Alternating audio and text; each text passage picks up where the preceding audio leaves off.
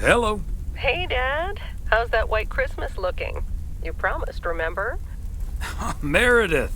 Of course, it's coming down as we speak. Wait till you see it. Great. I knew you wouldn't let me down. My plane lands Tuesday at 5:30. Perfect. How will you get here? Will someone pick you up? Obviously. I've got the best chauffeur around. His name starts with a T and ends with Meredith Weiss. All right, then. I hear he's the best in the business.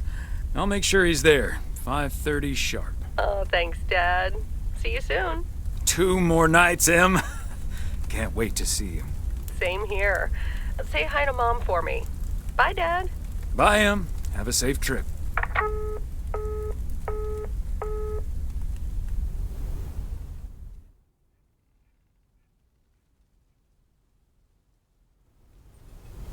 Good morning, Thomas. I bet you woke up feeling like $1 million after winning that monster pot last night. Morning, Frank. It felt like $96.40, actually. But yeah, I had a great night's sleep. Ha! I bet. It looks like you've hit the jackpot again today. There's hardly any Christmas mail rush because of the snow. Ah, that's a pity. I really don't mind being outside in the snow. Well, I do. Snow's for looking at, not for walking through. Take it easy out there today.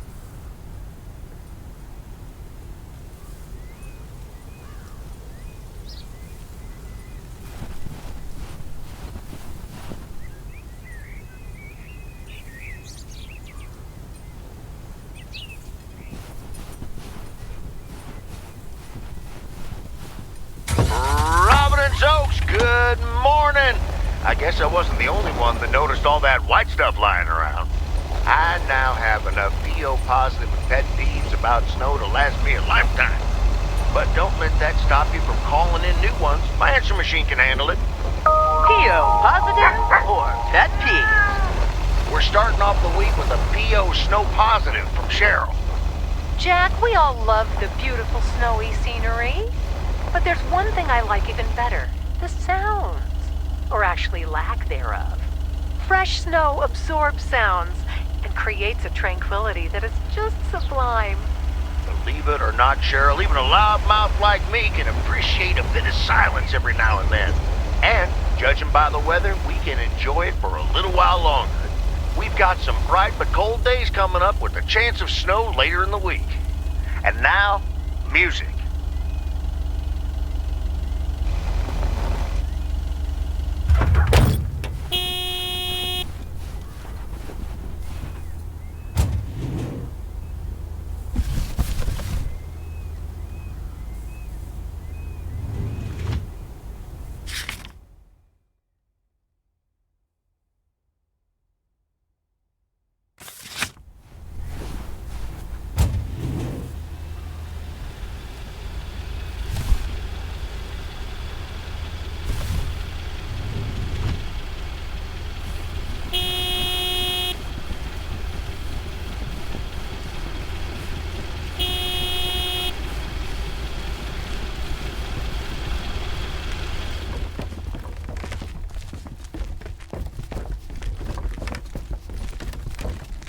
Hey, Beth.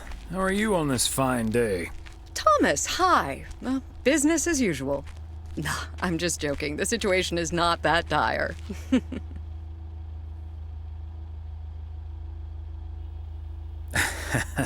Really? So no Mildred rummaging for discounts today?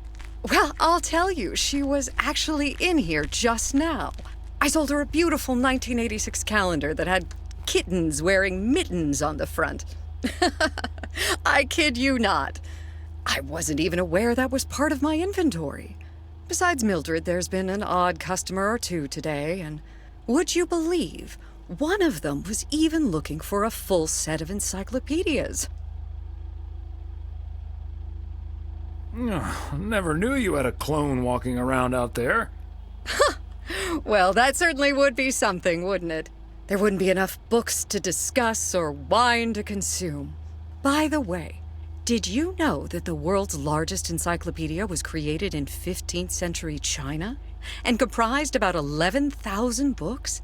Isn't that fascinating? Imagine having to load that into your car. I'm starting to relate. I'm still holding this delivery. Oh, I'm sorry. I didn't realize. Well, come here then. Put it on the counter. How's Emily coming along with Christmas dinner, by the way? I can imagine she's pretty excited about Meredith coming over. So let me know if she needs any more cookbooks. I've got this beauty from Good Housekeeping that's all the rage right now. I'll be sure to ask her. But you know how Emily gets in the kitchen. There'll be so much food, we'll be eating stuffing all week. I suppose you're right. But don't you worry, I'll leave the cookbook. I have a feeling St. Nicholas has other things in store for you this year. Haha, looking forward to it already. As well you should. And what does St. Nick have in store for you this year? Doing anything special? I'm flying out to Georgia tomorrow to spend Christmas with my Daniel and his wife for a few days. We're planning a Hawaii 5-0 marathon. It's my guilty pleasure, and luckily it's theirs too.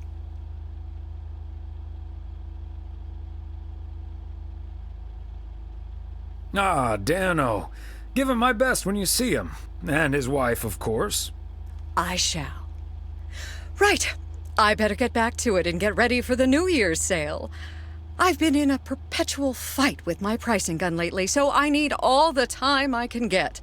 And good things come to those who wait. I'll bring over your presents later in the week. I hope you have a Merry Christmas Eve tomorrow, and give my love to Emily and Meredith. Will do. And season's greetings to you two.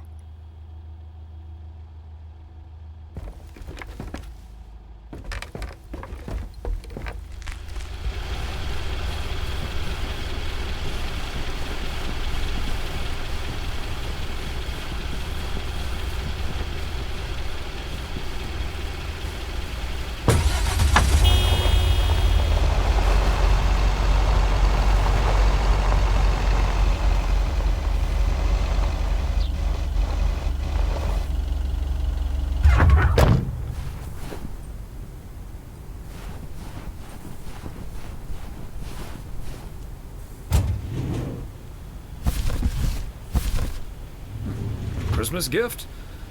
Here's hoping.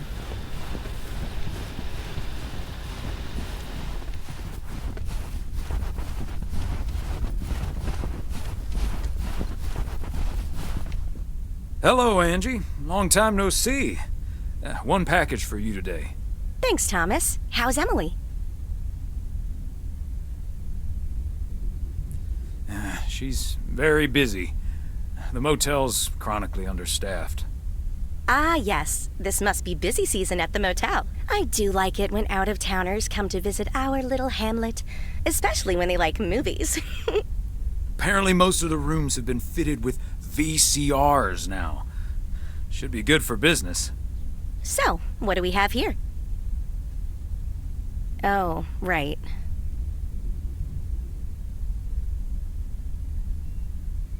You okay there, Angie? It's just some things from LA. Toiletries, stuff like that. I, recently ended my relationship. Angie, I'm so sorry. It's fine. It was my decision, and it was the right decision. The long-distance thing just wasn't working out. Still, seeing your spare toothbrush, that shampoo bottle, a stick of deodorant, it just makes it so definite, you know? Like the LA chapter of my life is now finally completely closed.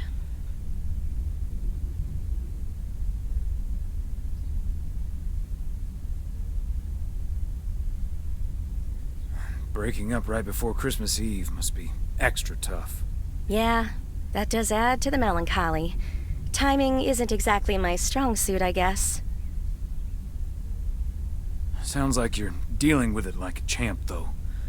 How did your ex take it? My ex-girlfriend, you mean? Yeah, she's handling it okay. Other than the passive-aggressive shipping of toiletries, I guess. Oh, did you not know?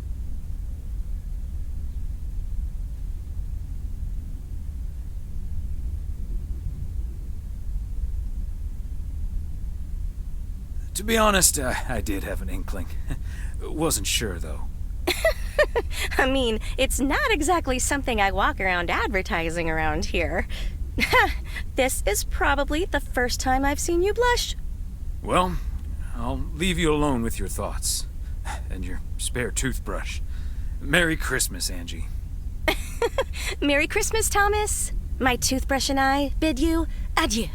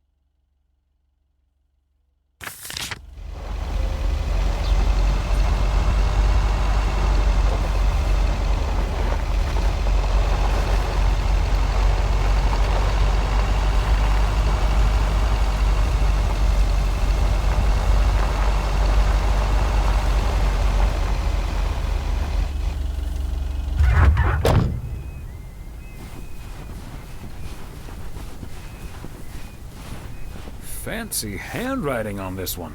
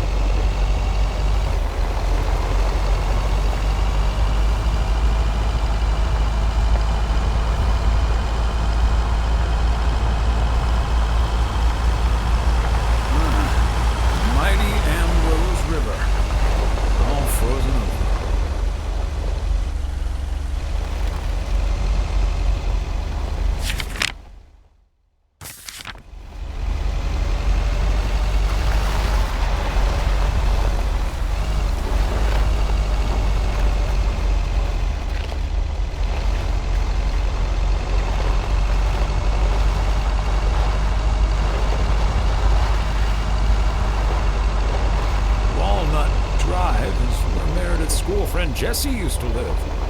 I remember once Meredith came home from school after learning about walnuts, and she asked us if they were named after the street.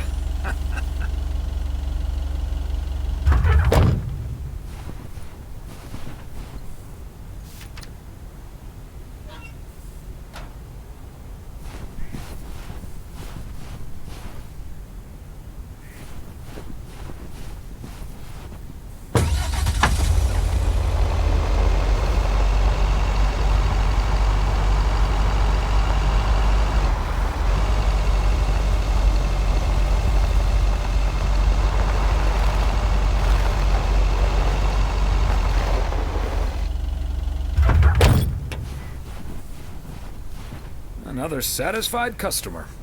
Unless it's Bill's.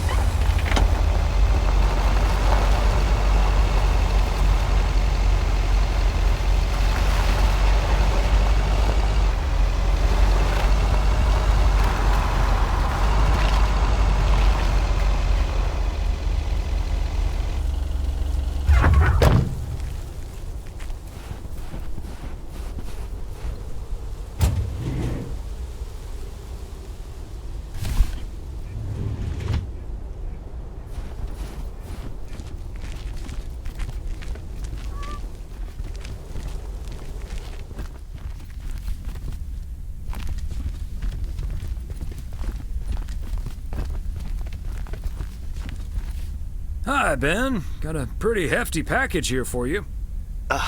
Thanks, Thomas. I've been waiting for that one. Hi, Mr. W.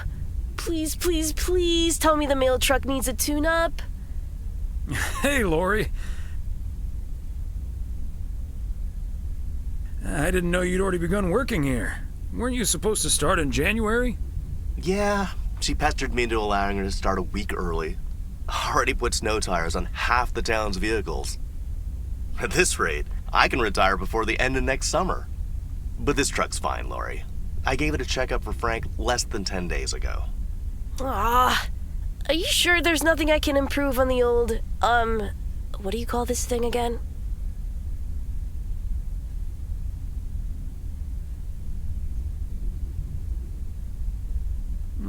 Come to think of it, maybe there is. The horn's been making this sad little sound lately. It could use a little more oomph. The horn, eh? I'm on it. That was easy peasy, lemon squeezy, Mr. W. Diaphragm had gotten a little dusty, but it's all better now. The mail truck is honking like a big old goose again. Thanks, Lori. Come to think of it, I will be calling your truck the Goose from here on out. Big, white, wobbly, and with a honking great horn. Honk, honk!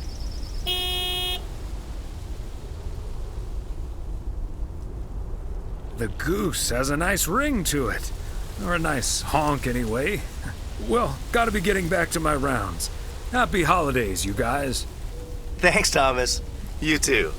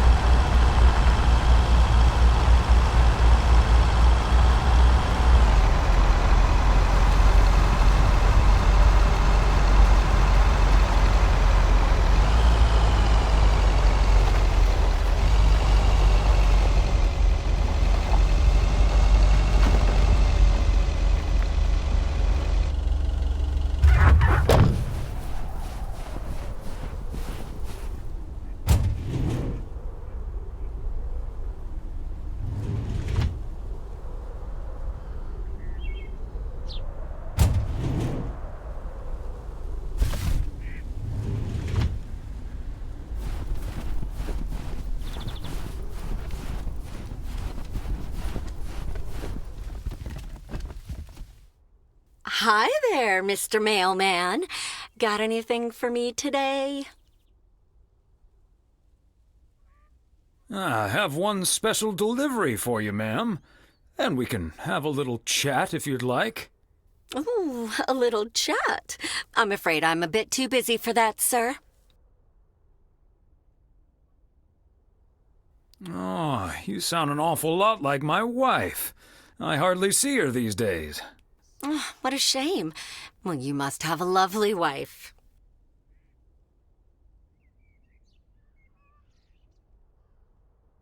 You can say that again. She's the light of my life. Oh, I better get this, honey. I'll see you tonight. Oregon Trail Motel. How may I help you?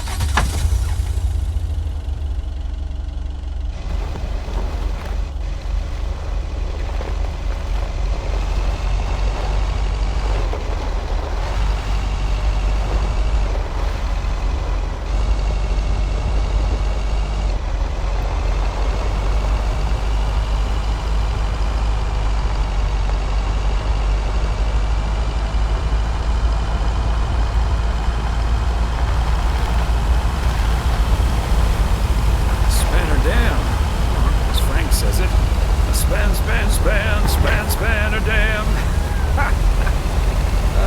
Never gets old.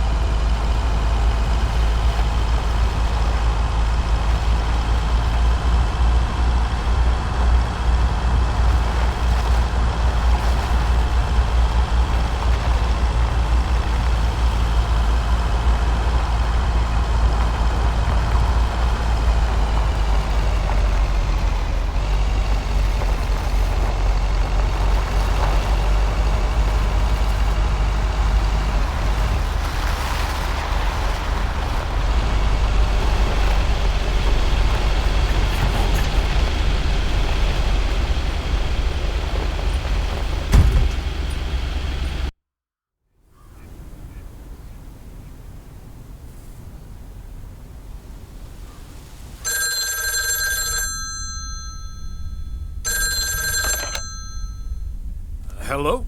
Hey, Dad. Meredith!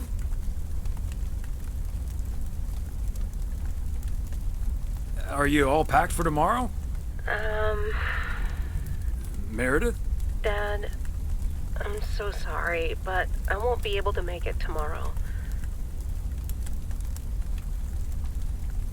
What's wrong? What happened? Are you okay? I'm fine, Dad, don't worry. But I'm snowed under with work. It's at 86. It needs to be up and running at the start of the new year. I stumbled upon some errors today, and now we need to fix them this week. This sucks.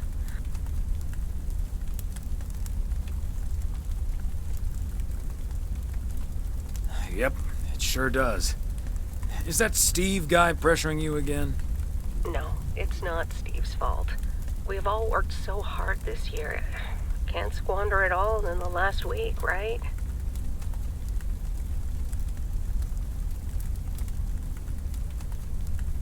You're right, Meredith. Christmas is just a few days. Your career lasts a lifetime. Have you told your mom yet? Yeah, I just called her at the motel.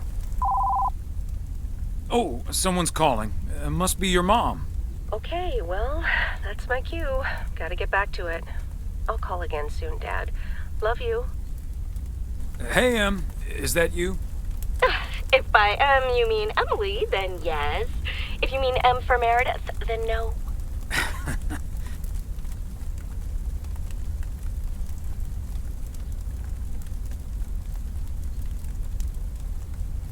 I just got off the phone with my other M, so I was pretty sure it was you. Oh, Thomas, don't joke around as if nothing's wrong.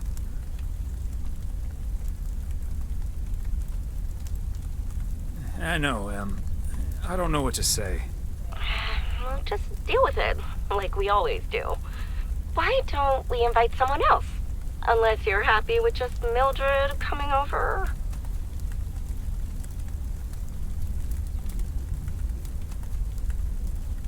Just Mildred? Might as well go for rock bottom and ask Nancy to. Oh, yes. Oh, I'd love to hear them bicker about the cat food assortment at the general store. In any case, I'll call Beth and ask her again, too. And then I have to do a towel run, refill the vending machine, and vacuum the reception area. So it'll be a while before I'm done. I'll see you tonight, honey. Okay, Em. Drive home safe.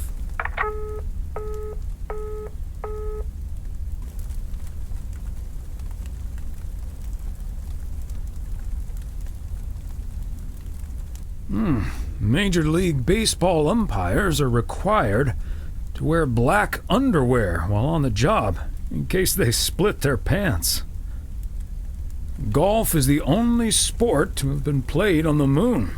On February 6th, 1971, Alan Shepard hit a golf ball on the moon. Because of the low gravity, it may have traveled more than a mile.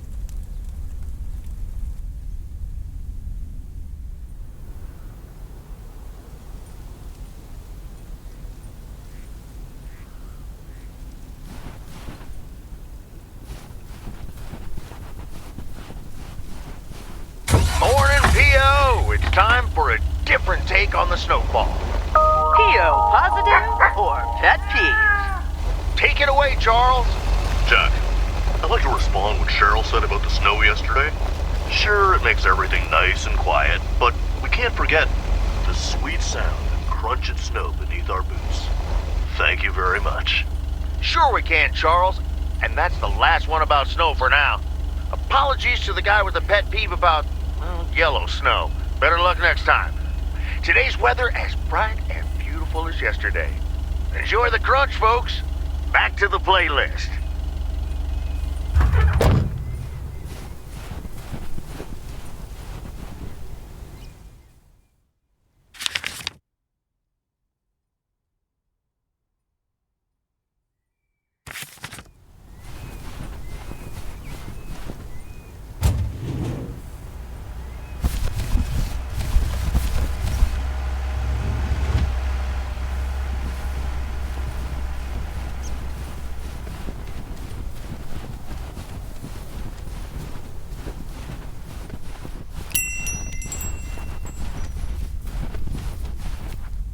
Greetings, Nancy. Hello, Thomas. That should be the last batch of Christmas pudding ingredients.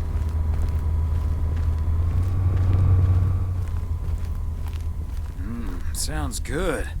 Is it for you or for the store? For the store, of course. I'm not gonna change my cooking schedule just because of Christmas. isn't that the best part of Christmas? I'd rather save myself the time and effort.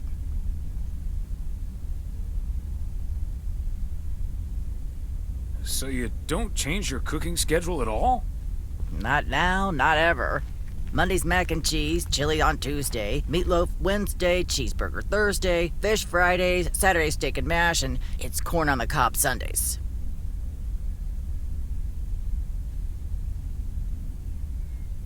A healthy and balanced variety of culinary goodness. Color me jealous. No need to be jealous. No one's gonna stop you from creating your own schedule.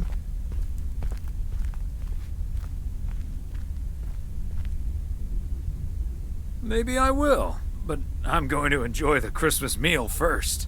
And I'll be savoring my homemade chili. Nice. I'll be on my way now.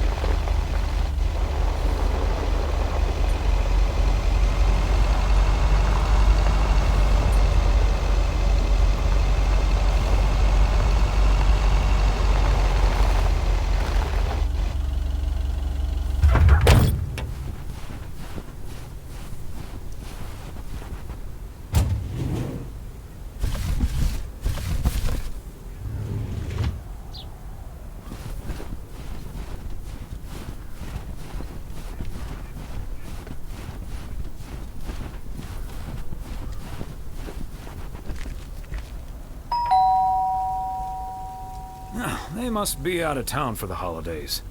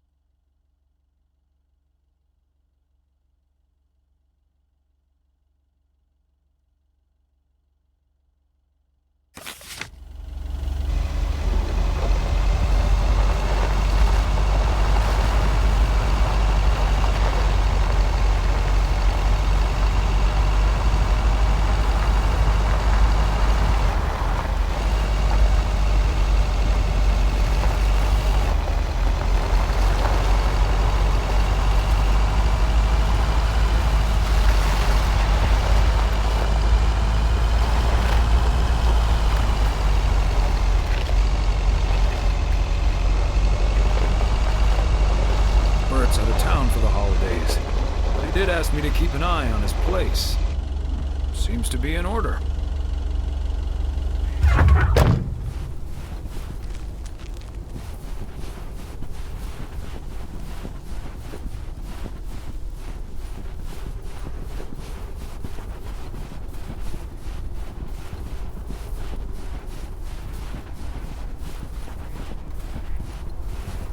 There we go.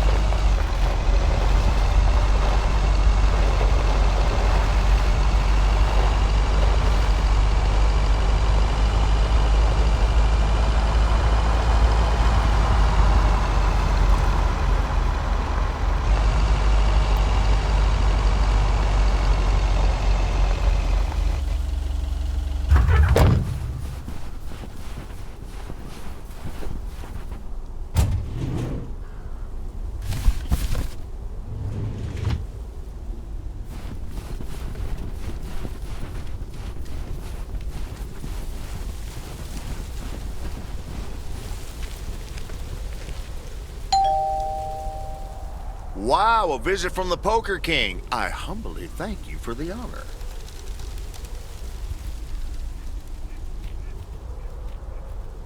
The Poker King hath brought a parcel for the Jack of all trades. Ooh, boy, Frank came through once again. A package from Frank, huh? What's in it? You don't want to know, Thomas. You don't want to know. But what I will tell you, I'm kicking off the new year with a bang. I better put this somewhere dry. And then it's back to reading Doyle Brunson's Super System. Oh, you're in trouble this Sunday, sir.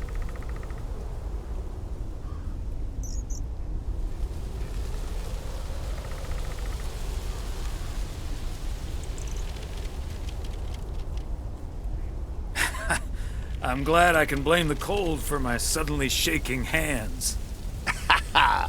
Nice spin, sir. Nice spin indeed. Anyway, later, Thomas, and take care on those icy roads.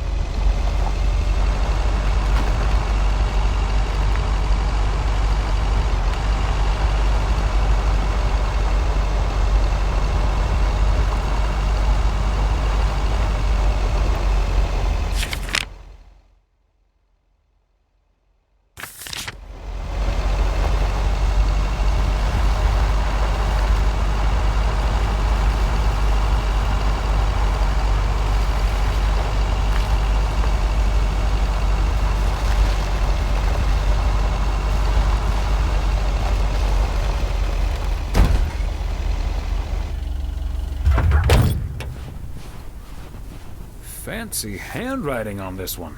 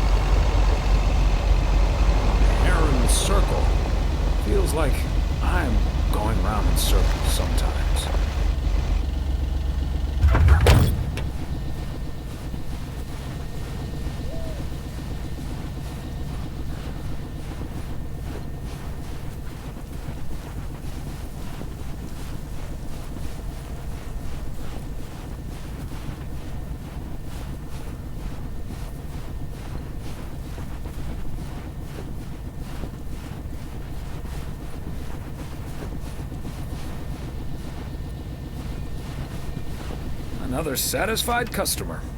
Unless it's Bill's.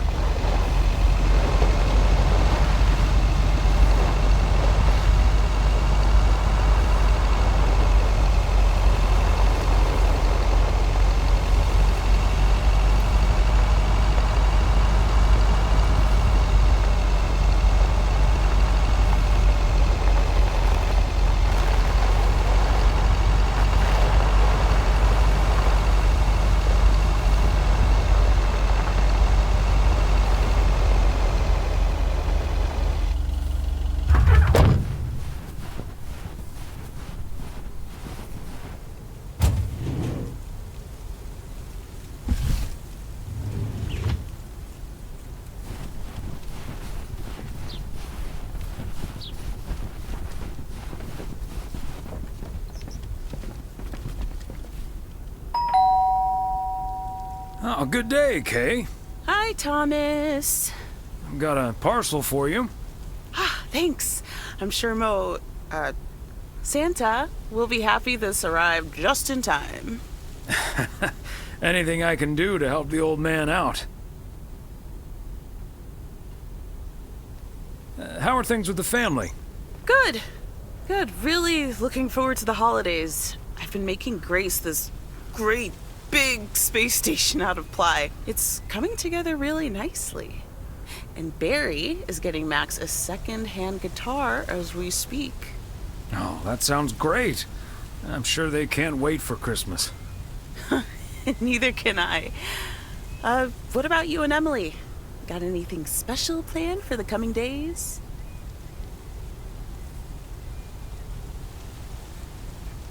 Well, sadly, Meredith can't make it this year.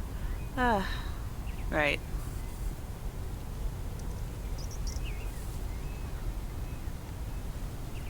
We'll still have fun, though. I'm sure. Well, I'd best get on. I have to check on the oven. Or Santa will have to eat charcoal when he stops by tonight. All right. Best get back to it myself. Give our love to Barry and the kids. And Santa, if you happen to see him. Will do. You and Emily have a great Christmas too, okay?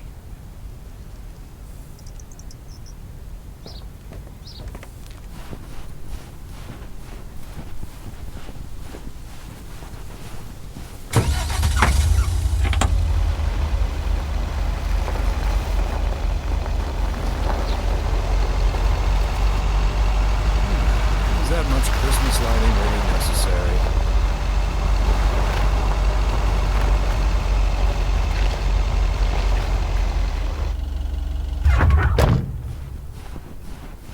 All right, Christmas break, here I come.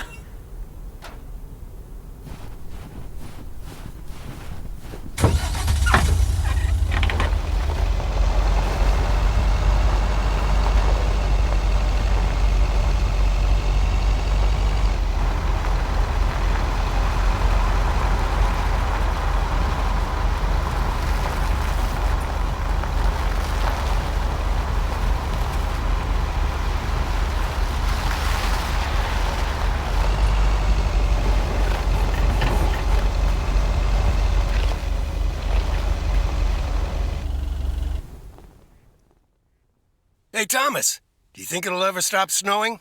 I'm glad it's the last day before Christmas break. Well, sorry, Frank. They're forecasting snow until at least the new year. But hey, about Christmas.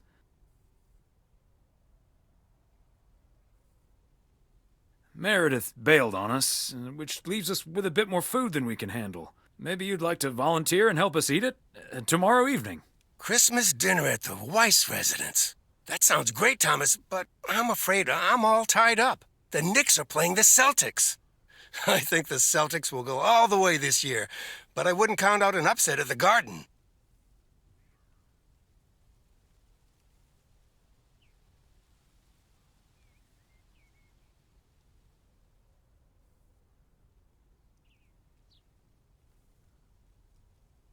Don't get your hopes up. There's no way they can stop that Celtics front court. I'm gonna have to sleep on it, but you know I can't pass up a juicy bet. Hey, Thomas, before you go home, I need a favor. Can you help me with that guy over there? He said he's looking for a job, but I really gotta run now. Try to find out what he's made of, okay? Good luck. Hello, young man. I heard you were looking for a job. My name's Thomas Weiss, and I've been working for the Postal Service for nearly 40 years. Hi, I'm Matt Kearney. I'm glad someone finally showed up. Nice to meet you, Matt.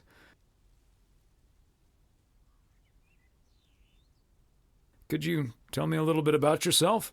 Well, I'm basically a computer expert, kind of in between jobs right now. I've been programming since I was 11 years old. I'm looking to start my own software company.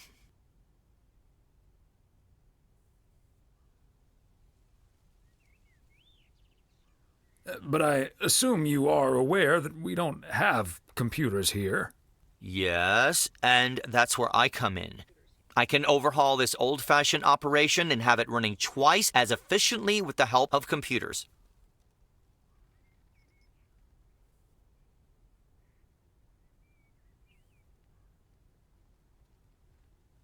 But I guess there aren't any computers yet that deliver mail to someone's front door. Oh, it's only the beginning. In the future, people won't write letters anymore, and parcels will be delivered by battery-powered mini helicopters. Right, okay. But let's focus a bit more on the here and now. Do you enjoy working with customers? I think everyone would enjoy someone who skips the small talk and gets the job done as soon as possible. Well, that may be, but my question was if you enjoy working with customers. Sure.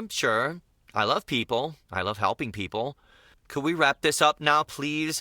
I don't think working here requires an extensive interview process. I'd like to ask one more question, actually.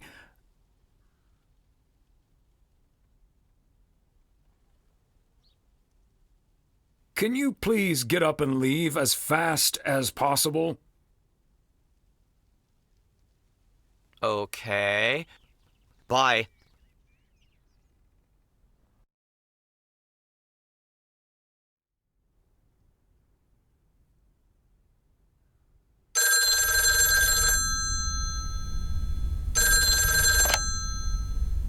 Yep, hello. Hey, honey, it's me. Finally found time to call. I'm having such a busy day. Did you invite anyone else over for tomorrow? Yes, I did, but no takers. So it's just you, me, and Mildred. Or is Beth coming as well? Yeah, Beth is coming. So happy I could finally change her mind. Nice work. She's great company. As opposed to Mildred? No, this is not funny. Mildred is a sweetheart. And you better wear the Christmas sweater she knitted for you last year. I love Christmas sweaters, so don't worry about it. Great. So I won't be the only one looking stupid. Oh, by the way, I've got great news. We finally found someone to take some shifts off my hands. That's fantastic. No more 60-hour work weeks. Do you know who it is? I wasn't at the interview, but I was introduced to him after he was hired. Did he wear glasses? Yes, he did. Was he wearing a turtleneck sweater? Yeah. Are we playing Guess Who? His name is Matt Kearney. He said he's going to completely overhaul our computer system. That's the guy I interviewed this afternoon. Really? Did you like him?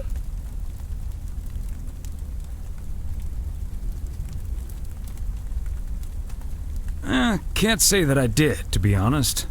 That's a shame. But it doesn't matter. He'll be taking the load off my shoulders. And I won't be working alongside him anyway. You'll probably see him more often than I will.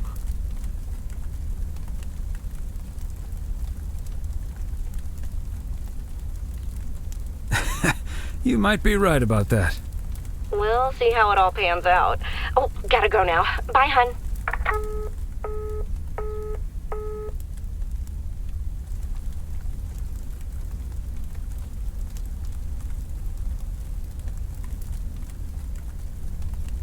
The yo-yo started out as a weapon in the Philippines during the 16th century, before being introduced to the United States as a toy in 1929. It weighed 4 pounds and had a 20-foot cord.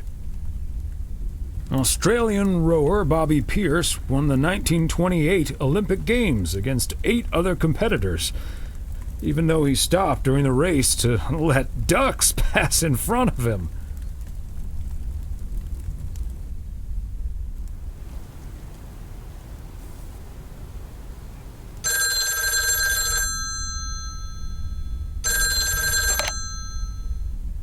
Weiss residence, good morning.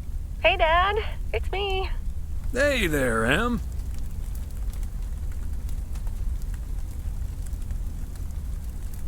Meredith Christmas.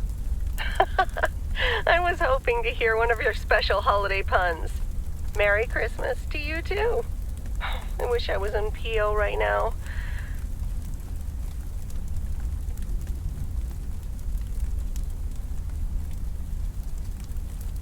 That makes 2 of us. And probably 3, but Mom's at the motel. Guess I'm not the only one working today, then. Fine mess I got myself into, huh?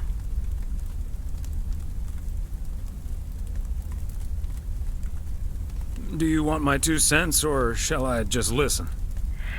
I reckon I already know what you're thinking, and you're probably right. I'll be okay, Dad. Work's progressing nicely, actually. And Tess is coming over later. She's also stuck here. We're going to try to cook up some semblance of a Christmas meal.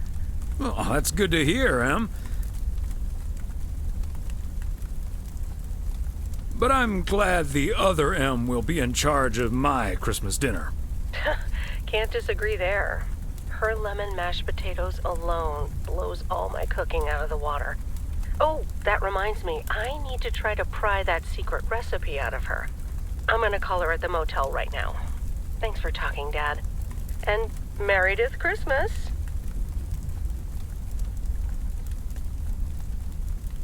Missile Thomas wishes you the same. Oh, I did not hear that. Love you.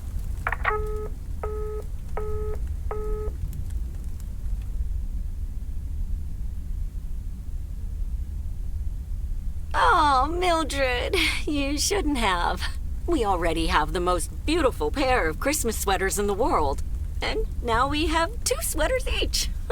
You must have put so much work into them. Oh, please don't mention it, dearie. Knitting sweaters can be quite straining, but knowing how happy they make you always makes up for it. Well, we're so grateful. Right, Thomas? They're beautiful. Thank you so much, Mildred.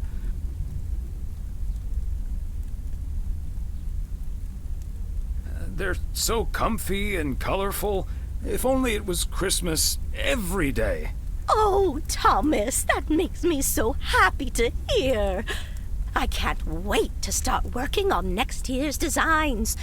I've also made sweaters for Frank and Jack and Robert and Bert, but they all said that wool gives them an allergic reaction. Isn't that a coincidence? Beth, I hope you aren't allergic to wool. You're not going to believe the coincidence, Mildred, but yes, I actually am. And it's such a shame. If only I, too, could celebrate Christmas wearing one of those beautiful sweaters. Anyway, Emily, would you be a darling and pass me the peas, please? Peas? I don't...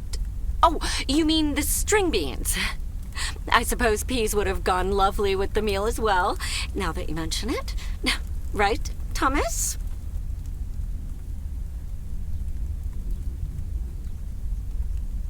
Peas, beans, it's all green to me. Oh, yes, of course. I meant the string beans. Of course, silly me. But let me get on with it. It's time for my presents now. And you may have already guessed that they're books. Mildred, why don't you open yours first? Well, I'm not really one for presents, but I appreciate the gesture. Let's see now. The Cat's Pajamas. I've never heard of it, but it has a nice title, I suppose. It's an encyclopedia about cats. A whiskerpedia, if you will. Someone drew my attention to it, and I immediately thought of you. Oh, well, isn't that lovely? Such a heartfelt gift. Isn't it, Thomas? That it is, Emily. That it is. It is a nice gift, Beth. Thank you. It was my pleasure, Mildred. And now for Emily's gift. Why, thank you, Beth. I do always appreciate your taste in books, so I'm looking forward to The Countess and the Carpenter. Would you look at that? Is this a romance novel? I've never really read one of those. Right in one guess, Emily. I hear the writer Summers here, so this book is locally sourced, so to speak. And, dare I say it, the prose is quite compelling in the romance department, if you catch my drift. I think I do. Beth, you are something else. Thank you. This will certainly get a nice spot on our bookcase.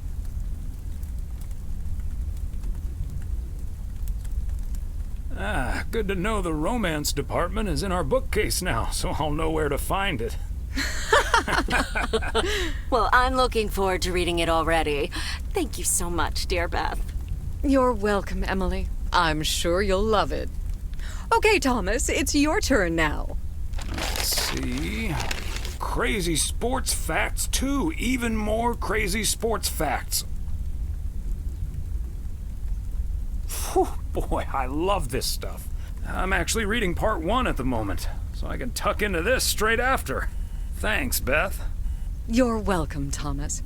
And you're right, there's some fascinating tidbits in part 1 as well.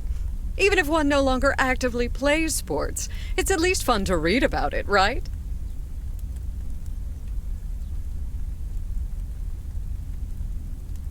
Hey now, kids playing basketball still regret it when they challenge the mailman for a game of horse.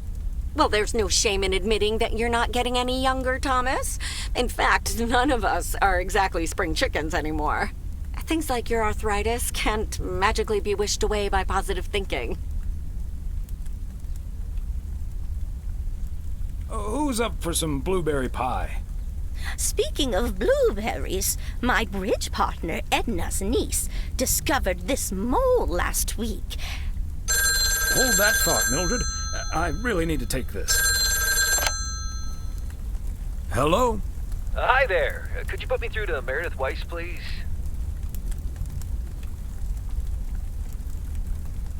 Excuse me. Who is this? Oh, it's Steve. Steve Mitchell from work.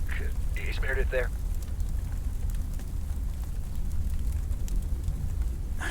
Do you understand that people are celebrating Christmas right now? Wait, what? Christmas? Oh my gosh. I'm sorry to bother you.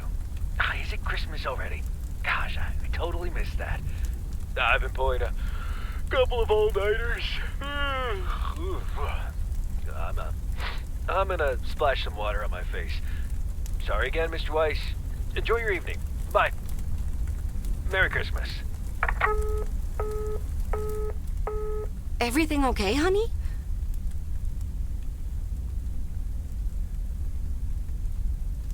That silly boss from Meredith's work called for some reason or other. Never mind. Beth, you were saying? I wasn't actually, but I was looking for a way to say this, and now's as good a time as any, I suppose. My dear friends, I am leaving Providence Oaks. What? You're what? What's that, dear? Why? Well, before we move on to the sad part, let me first tell you the good part. Ladies and gentlemen, I am going to be a grandmother. Oh, that is amazing. Well, I'll be. Whose mother? I mean... Congratulations. Yes, my son Daniel and his wife are expecting. Isn't that wonderful? But, and here's the proverbial kicker. You may remember that they moved to Savannah, Georgia a few years ago. So if you put 2 and 2 together... You're moving away to be with them. That's great, Beth. I'm so happy for you. That is marvelous, Beth. Congratulations. I wish you and your family all the happiness in the world. But I'll miss you something terrible. We all will. But we have to toast to the good news. Thomas, go pour us some brandy and I'll get the pie. Oh, Thomas, would you have any antacid? That eggnog is starting to stir up something indiscreet. On it. Now, let's celebrate this wonderful evening, ladies. Here's to a lovely old Christmas spent with good friends. Hear, hear. Hear, hear.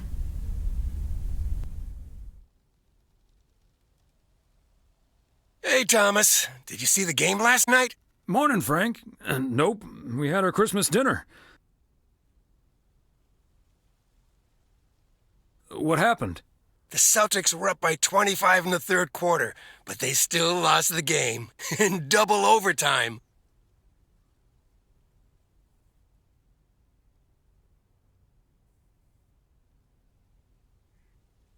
So was it a big payday for you? One of the biggest of the year. And now the odds are dropping for Boston. I'm gonna bet on them to win it all this season.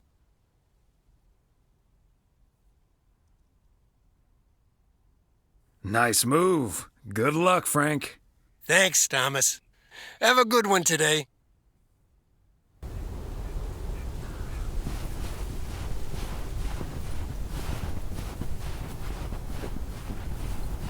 Season's greeting, P.O. It's the second day of Christmas, and I don't have turtle doves or partridges in pear trees.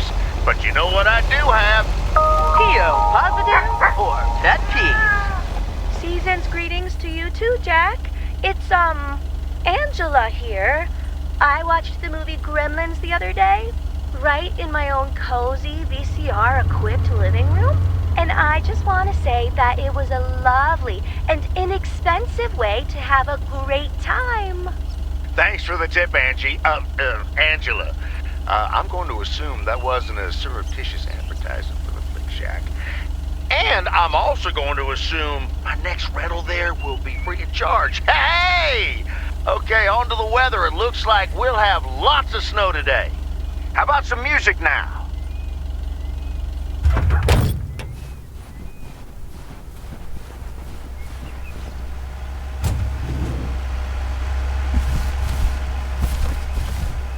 Okay, let's get this to its destination.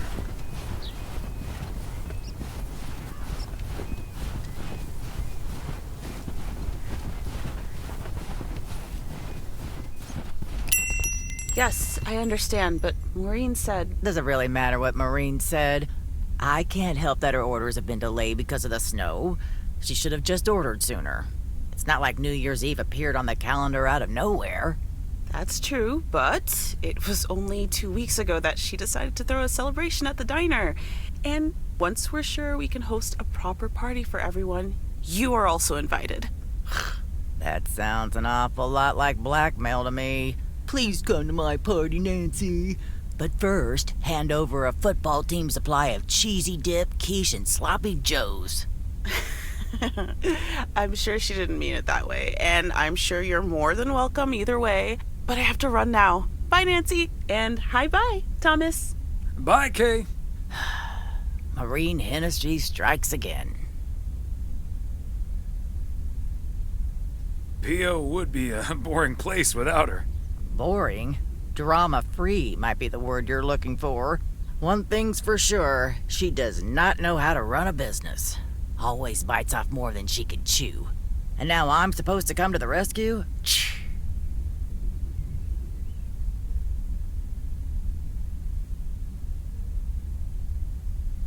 You could be a party savior. I know I'd never miss out on such an opportunity. With the ridiculous discount she's demanding, it's mostly nothing but a great opportunity for a lot of extra work. Anyway, is that parcel for me? You can just put it on the counter.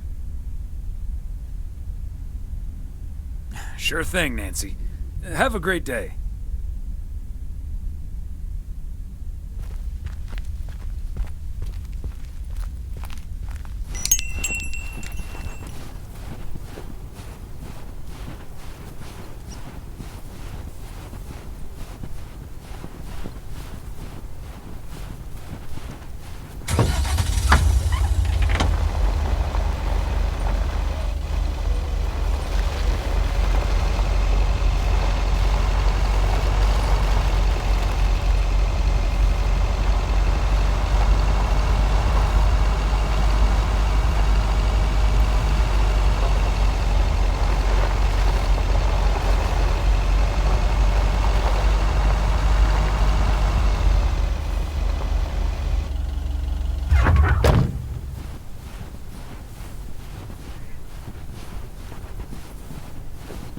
There we go.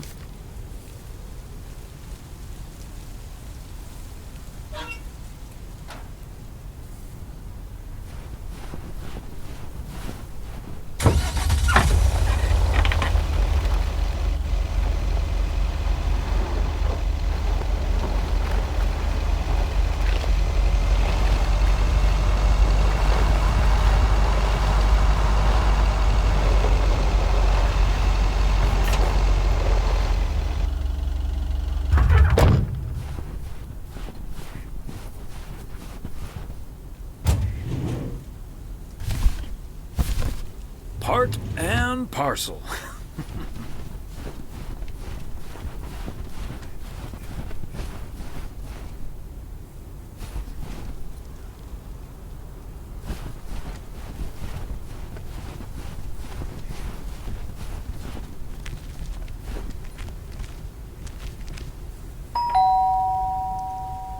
The Kovacs family always heads to Arizona in the wintertime. And who can blame them?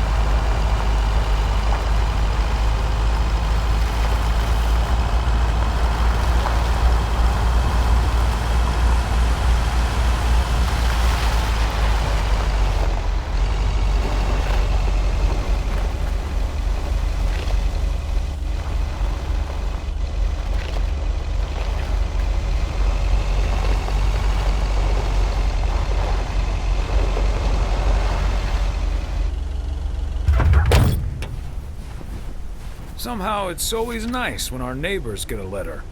Here's to you, Andy and Toby.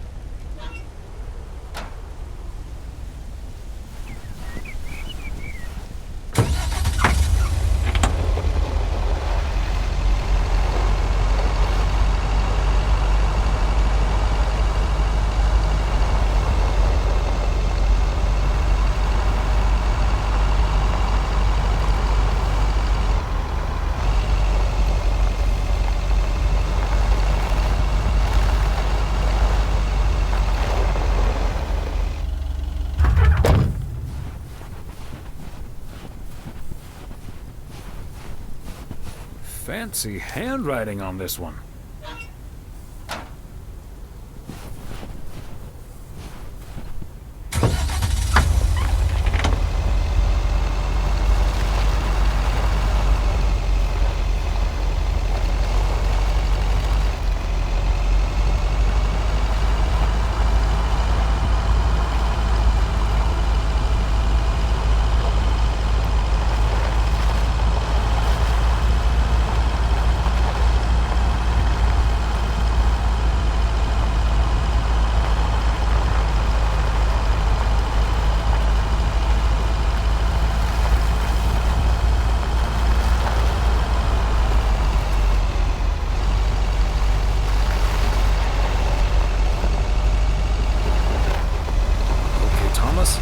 Just keep the wheels steady and trust the snow chains on the tires.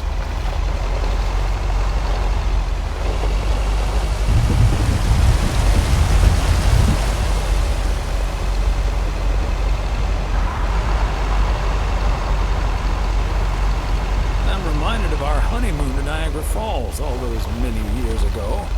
A little more impressive than our local waterfall, but not by much.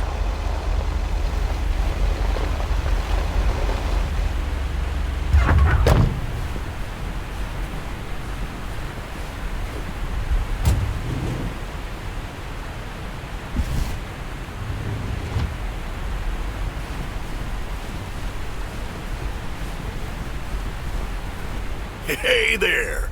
Looks like Santa's a little late this year.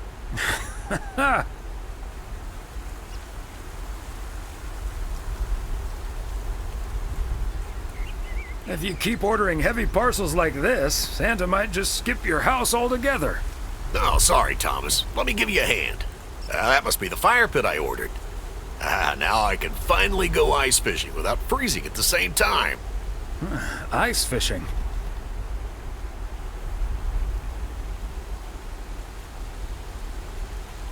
That sounds like a nice adventure. Well, you're in luck. Bert's out of town, so I could use someone else to talk to. Not that Bert talks that much.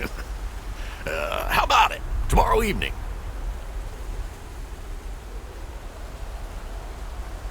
Sure, let's do it. But you better make sure that fire pit is working. Perfect. I'll bring all the gear, but feel free to bring some booze. Hey, did you have a nice Christmas, by the way?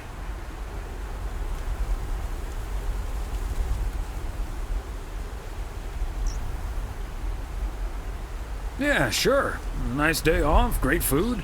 Hard to complain about that. Can't agree more.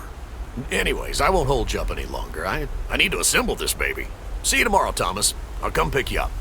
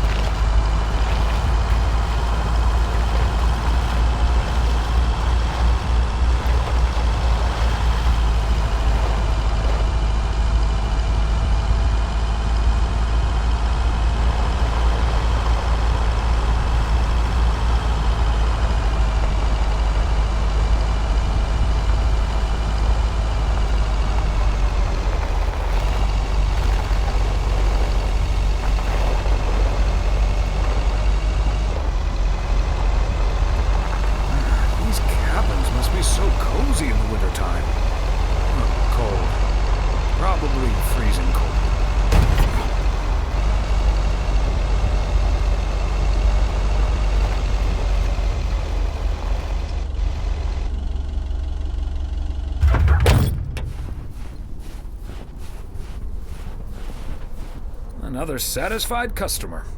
Unless it's Bill's.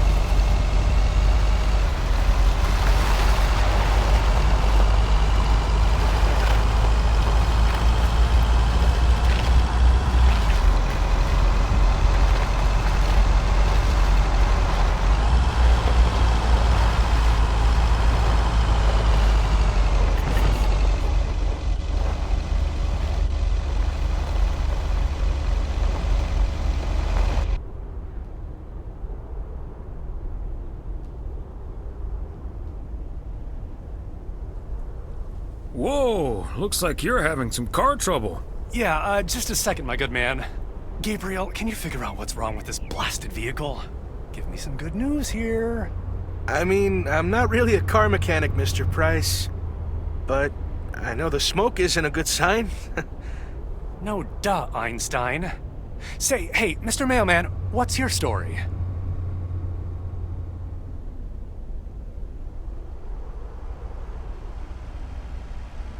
Name's Thomas Weiss, and yes, I do deliver the mail. Okay, then you're Thomas Weiss, mailman. And I'm Connor Price, annoyed man. Gabe, if you don't know what you're doing, then why on God's green earth are you fiddling around with that engine? Just thought I'd pop up in the hood, Mr. Price. What with the smoke and all? It needs to vent. Needs to vent, huh? Never have I felt more like a busted car engine. God! I'm dying in this podunk country-ass town. Bunch of freaking yokels. So, hey there. I see you've already had the privilege of the full Connor Price experience.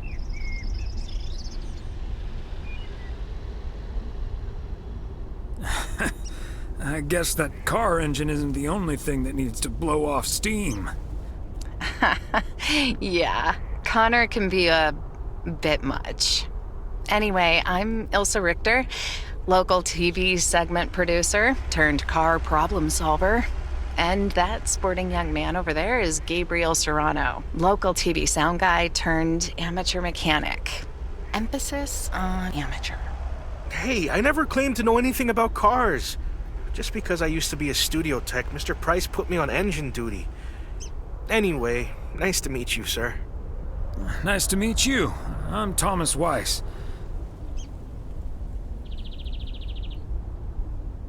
And as the local mail carrier, I know just the guy to fix your car problem. If you mean young car service, I'm way ahead of you, Mr. Weiss. They're on their way right now. That's great, Ilsa. You're an even better car problem solver than you are a segment producer. Flattery will get you everywhere, Gabe. That must be Ben Young. You're in capable hands. He'll have you fixed up in no time. God, I hope so. We need to get to Melville, and we're already way behind schedule. Hey, Mr. Mailman. Come in here for a second, please. Excuse me. Duty apparently calls. Happy travels.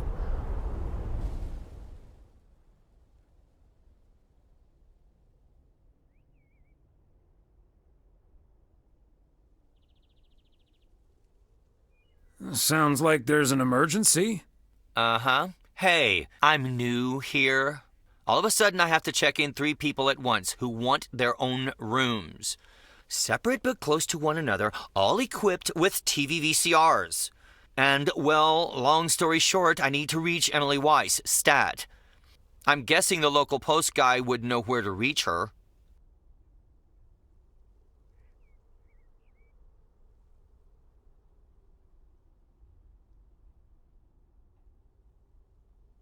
Emily's off today, but I'm sure a smart guy like you will figure things out in no time. Oh, thank you ever so much for nothing. God, where am I supposed to see whether room 2 has a VCR installed? I'll just leave the parcel here on the counter. Bye. They're already gone. Mighty fast towing there, Ben.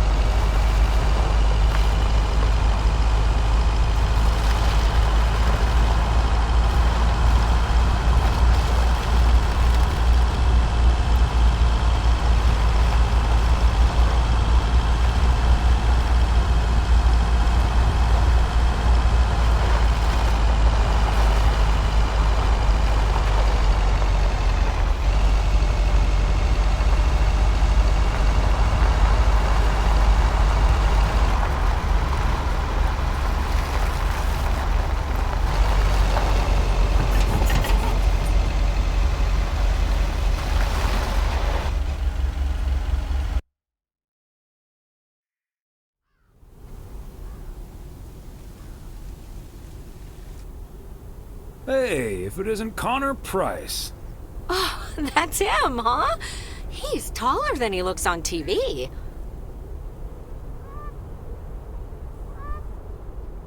I was hoping you'd be spared the Connor Price experience. Suffice it to say, he was not friendly. Wow, sounds like a real jerk.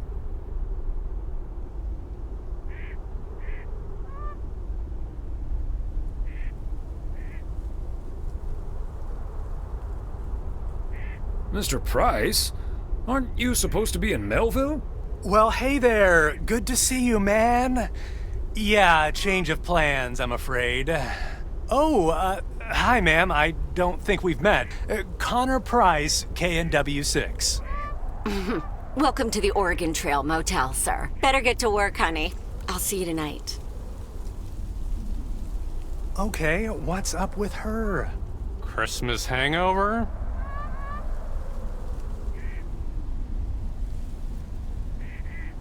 No, it's just that I told her about our earlier meeting. Oh, I see. Yeah, about that. Listen, I'm man enough to admit that it wasn't my finest hour. I'm usually a lot more easygoing. In fact, the Willamette Week once called me one of the most likable faces in local broadcasting.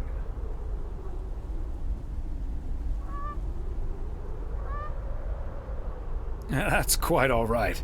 Water under the Bear Creek Bridge, as far as I'm concerned. Well, when my car isn't breaking down during a tight shooting schedule, I'm a pretty swell guy. Believe me, that's the price guarantee.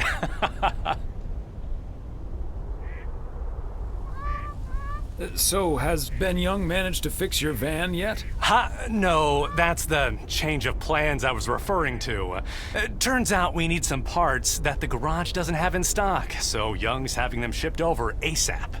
But in the meantime, we've decided to stay right here in lovely, picturesque, whatchamacallit, USA.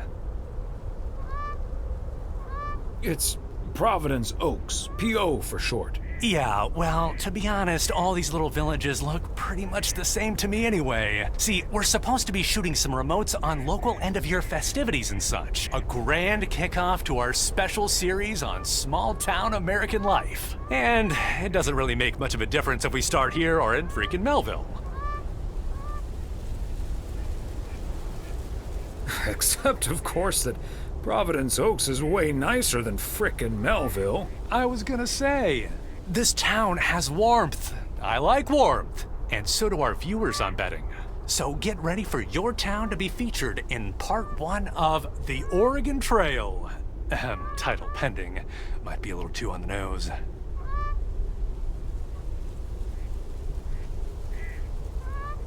I hear there's some sort of computer game with that name now. Though I don't really know much about computers, that's more my daughter's area of expertise. See, this is what I'm talking about. Real conversations with real Americans, right? But as fun as this is, I should be turning in. The three of us each got our own quaint little room. Mine's non-smoking, unfortunately. Still beats Gabriel's. His doesn't even have a TV. Can you believe it? Yes, I think I can. Anyway, great banter. See you around, my main mailman. Bye.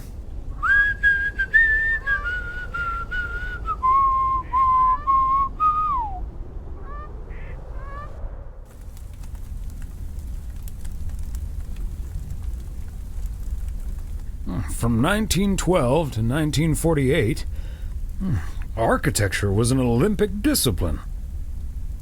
Spanish singer Julio Iglesias used to be a professional goalkeeper. When recovering from a career-ending accident, a nurse gave him a guitar so that he could recover the dexterity of his hands. In learning to play, he discovered his musical talent.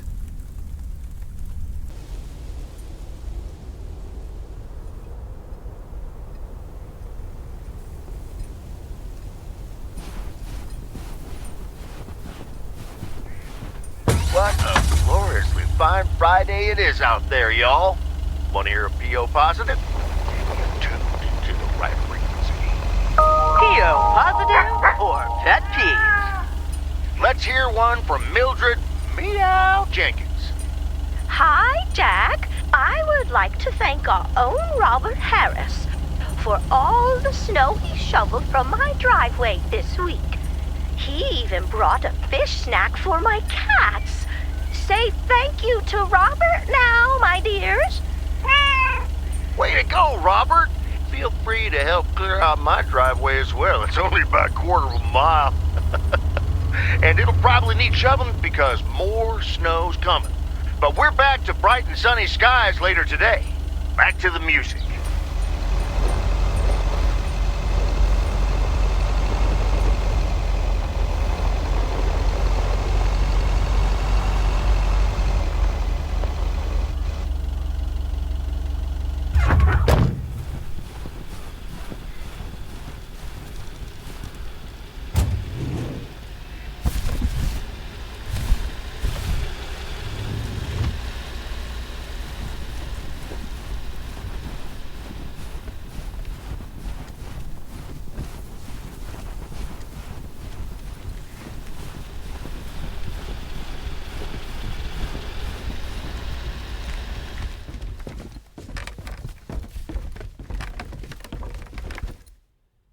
Hi, Beth. Got a delivery for you. Where do you want it? Oh, dear Thomas. I almost didn't see you come in there. I was lost in thought, I suppose. Please just put it on the counter, if you will. Thank you. And thank you again for a lovely Christmas dinner. I had a marvelous time with you all. We loved having you over, Beth, as always. Emily and I had a great time.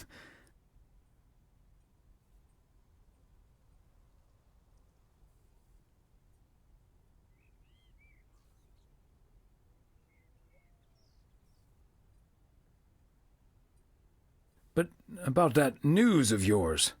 I was afraid it would perhaps put a dampener on the evening, but I was happy we could celebrate together nonetheless.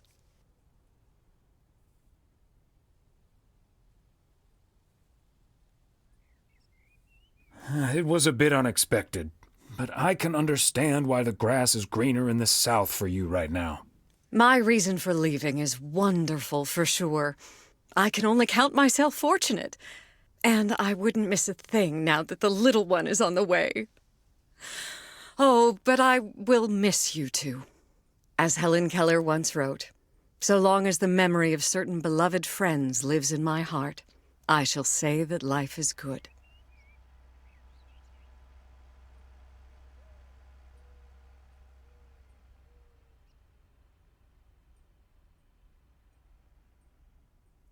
We'll miss you too, Beth. So, haven't you ever thought of moving closer to Meredith over all these years? She is living quite a ways away, right? Thought about it? Yes. Your news has put things into perspective, I suppose. But leaving here would sure be a big step. Maybe too big, I don't know. Who knows? Maybe Meredith will even make it out here one day. And there's always the phone, of course. And don't forget the postal service. Quite right you are. Well, I won't keep you any longer, Thomas. I need to sort through this new delivery you've just brought in. And believe you me, that's going to take me a while. I understand. It's best to take your time with things like that. Exactly. Whether one likes it or not. Until next time, my friend. Up and at 'em. See you, Beth.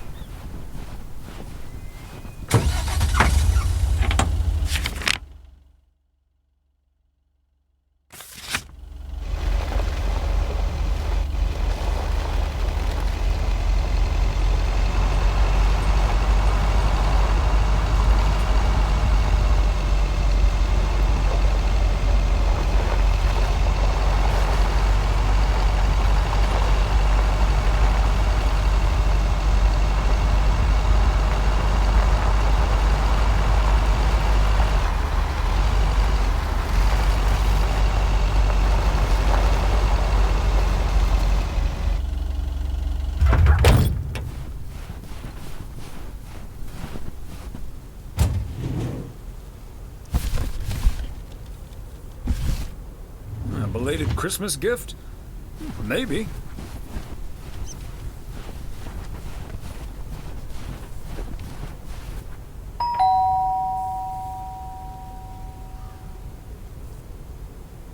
And yet another satisfied customer.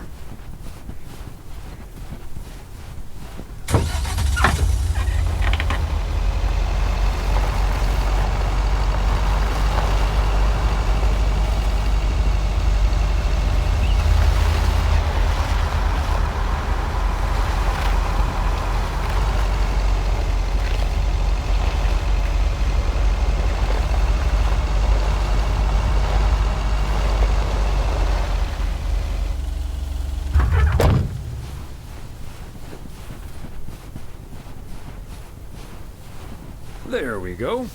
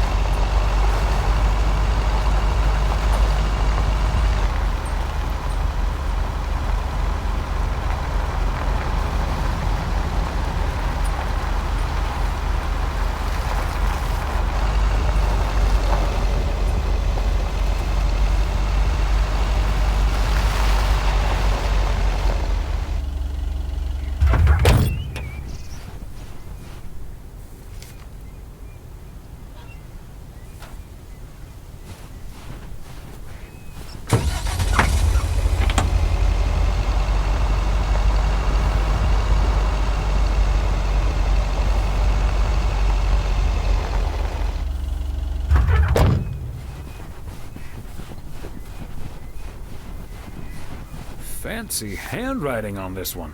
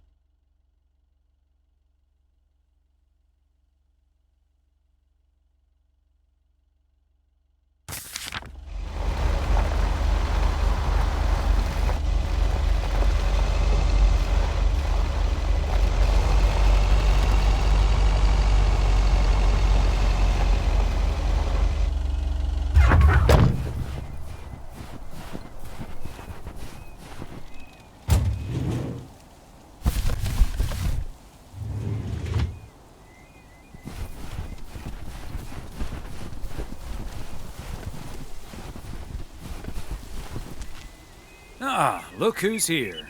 Hey, Thomas. Yeah, I needed to take care of some stuff. Hardly any customers at the post office anyway.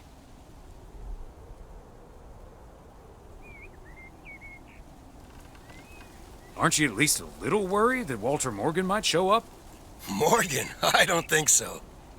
Last time that city slicker tried driving in the snow, he totaled his car against the deer statue.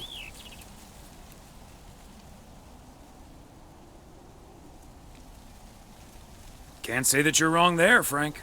That big sucker you're carrying is for me, huh? Right on time. It's all coming together. Hey, Thomas, you can keep a little secret, right?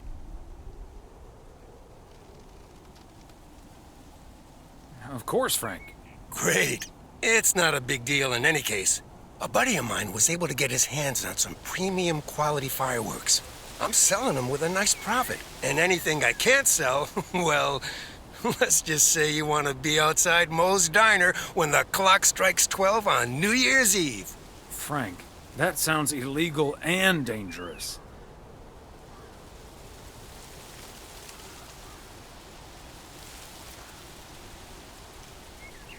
In other words, classic Frank Coleman, just how I like it. Haha, Thomas, wouldn't life be boring without a walk on the wild side every now and then? But do you have any experience with setting off fireworks? Who needs experience? Just light the fuse and get out of Dodge. I better finish up, Thomas. Can't keep the customers waiting forever. All right, Frank. See you at the office.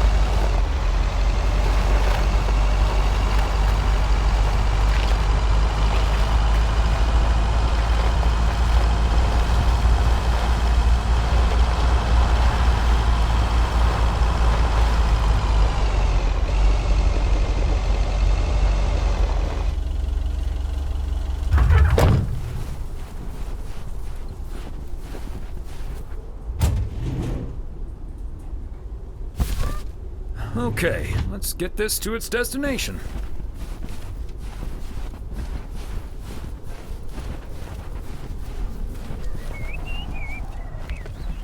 Okay, so we still need to check Spanner Dam for the mood shots. According to this, it offers damn fine views, so... Hey, Mr. Mailman. Come on over. Talk to us for a sec. Gabe, we don't have time for idle chit-chat. He can help us out, Ilsa. No one knows the town like a mailman. Right, Mr. Weiss?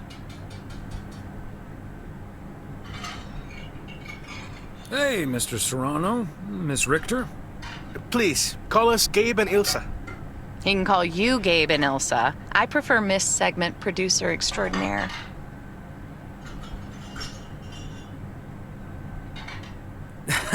You two call me Thomas then, please. Anyway, we're scouting out this beautiful town of yours for our report on small town America. It's great, but we could use the inside track. So, any secret spots we're bound to miss, but shouldn't? Well... the watchtower up at Eagle Peak. You can take in the view among the treetops. But make sure you watch out for those creaky steps. Oh, hey, Maureen. Now, here's your coffee, folks. Sorry for the delay. Faucet's been acting up again, which should have been fixed yesterday. Oh, you want me to check on it, Miss Hennessy? Oh, now look at you. My knight in woolen armor. Would you, dear? I can take a look. Well, isn't that nice of you? Back of the kitchen, honey. Ashley, someone who does know what he's doing is coming in. Show him where the busted faucet is. And stay out of his way. Ashley's a sweetheart, but when it comes to fixing things, that boy is all thumbs. See, this is what the segment should be. Interacting with the townsfolk, helping out. I love it.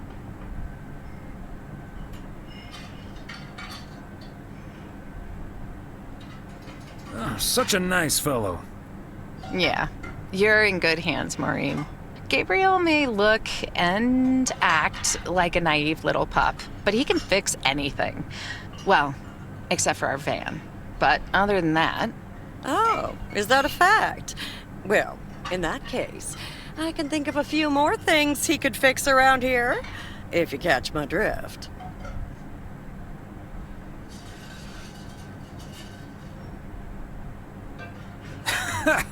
Classic Maureen. Let me just go check him out. Check on him, I mean. So, anyway.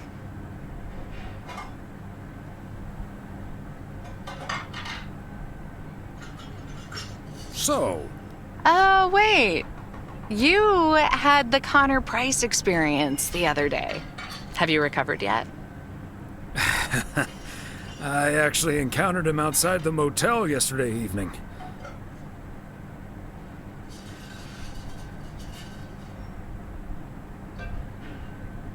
He was a lot nicer this time. Really? Oh, did he greet you with, "Good to see you, man"?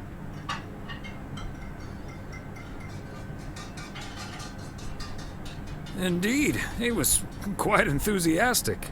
That's his go-to when he's forgotten your name. It's "Good to see you, man" for guys and "Hey, lady" for gals. Really? Wouldn't worry about it, though. He called me Lisa for the better part of a year. Connor's a lot. But I guess after this week, I can update my resume with not just segment producer and car problem solver, but also Connor Price wrangler.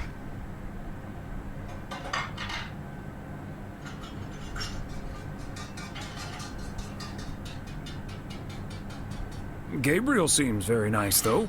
That should make things easier. Oh, yeah. He's a big old puppy dog. He's as uncomplicated as Connor is complicated, so that's a welcome antidote.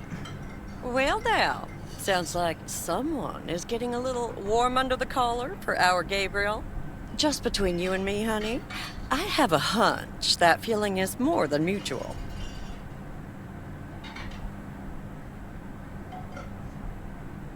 Maureen, you shouldn't startle people like that. All I know is, I just spent 5 minutes with our knight in the kitchen, and during that time, he mentioned Ilsa about 12 times. Really? Well, Faucet's all better now, Mo. And we should be hitting the road right about now. Right. Thanks, Maureen. Nice talking to you, Thomas. Bye now, folks. Be sure to check in again soon, you hear? Huh, these TV folks sure know how to liven things up, don't they? Indeed, Maureen.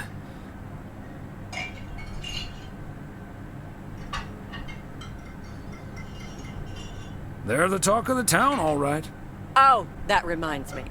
You know about my little New Year's Eve shindig, right? I'm counting on you and Emily.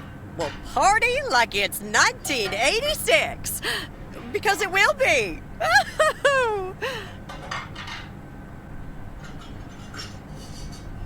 Of course we'll be there. Wouldn't miss it for the world. Best get back to it. See you, Mo. Bye now.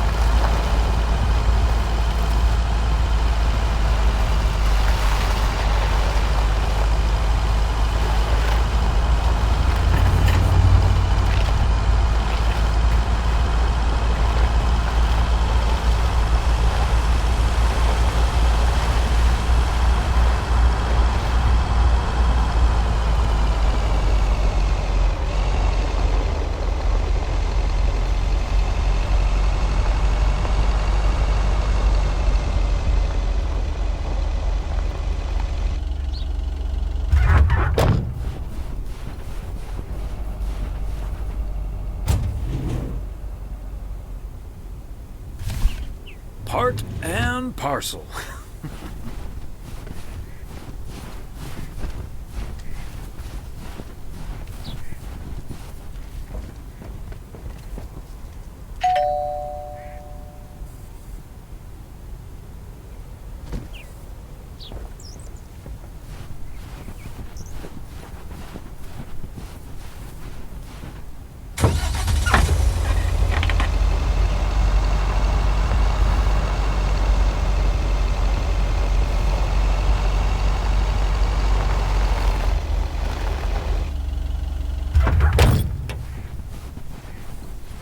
And that's the last one. Whew.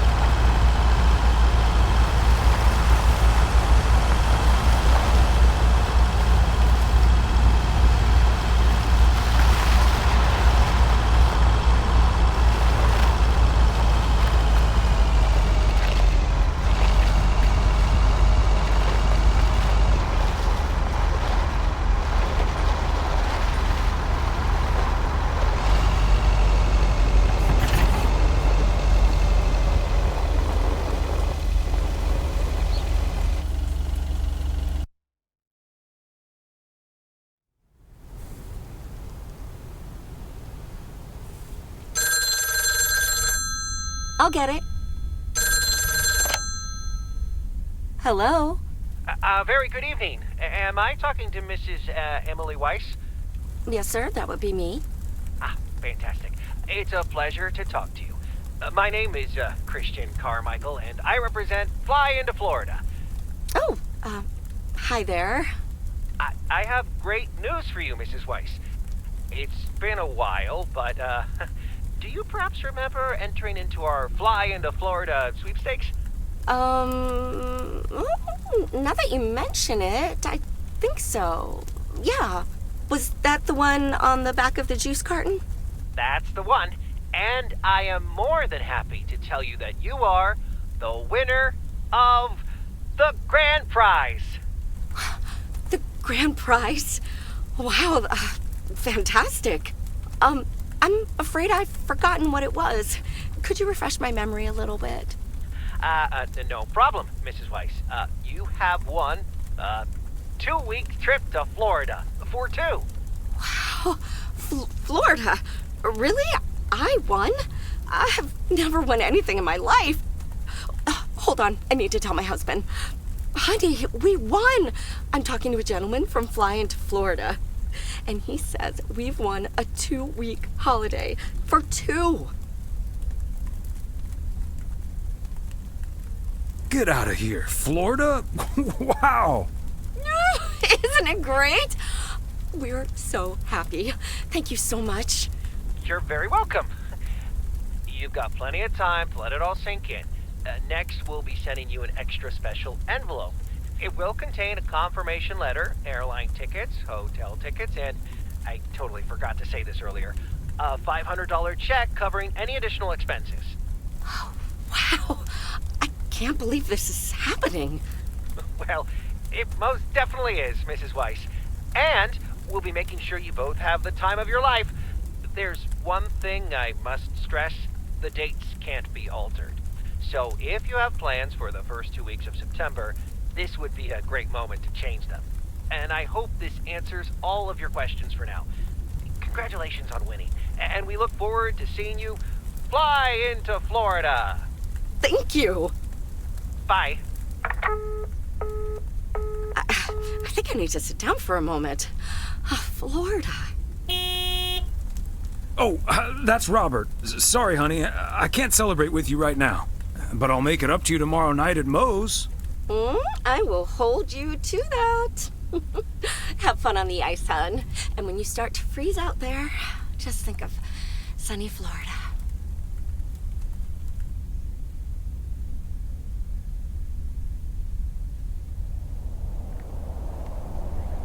Ooh, boy. Drilling a hole, getting that fire pit going. Ice fishing's a lot of work. And it's cold, but we're fishing all right.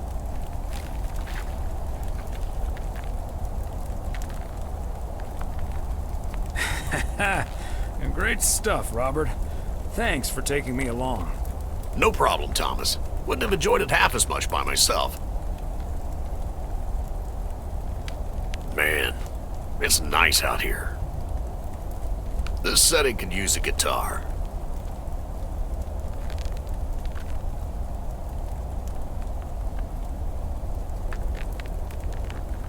Yeah, guitar tunes would sound nice right now. It'd be a shame to disturb the peace now, though. Hey, what was Emily going on about when I picked you up? You guys are going to Florida? Yeah. Apparently, we won a 2-week trip. Wow, congrats. Not that Florida's my cup of tea, if I'm honest.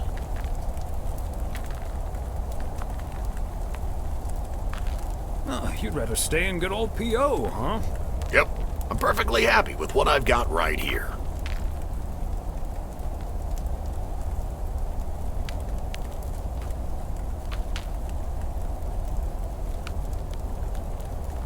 And you're probably perfectly right, Robert. Yeah, I'm not always perfectly sure about that. Could be that I'm a little stuck in my ways. But at least I'm not desperately looking for the one, you know?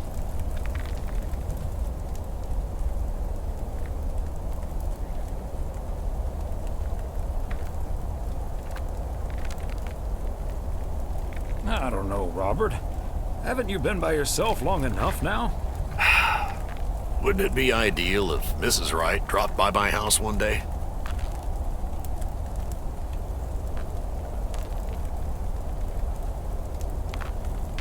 Wouldn't it also be ideal if we caught the winning lottery ticket from this here frozen lake?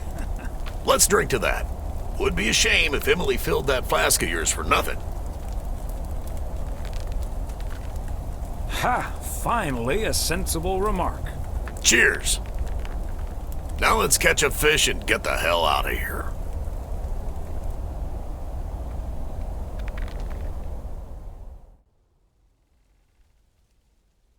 Hey, Thomas, do you have a minute? Sure, Frank. What's up? Listen, I just got a heads up from one of my buddies at HQ. He said Walter Morgan left for P.O. with tires screeching. I need to lay low for a while. If you see him, you haven't seen me, okay? Gotcha, Frank. Don't worry about him. Holy crap! Morgan's on the premises! I'm not here. Good morning, Mr. Weiss.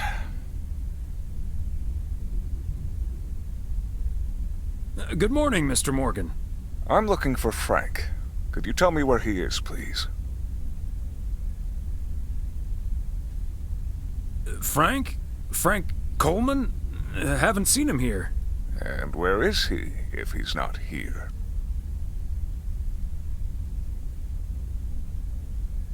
He's probably out delivering. Could be anywhere. I guess I'll have to be patient then. We received a report that a man with a mustache dressed in a light blue shirt was offering illegal fireworks to people in the postal office parking lot.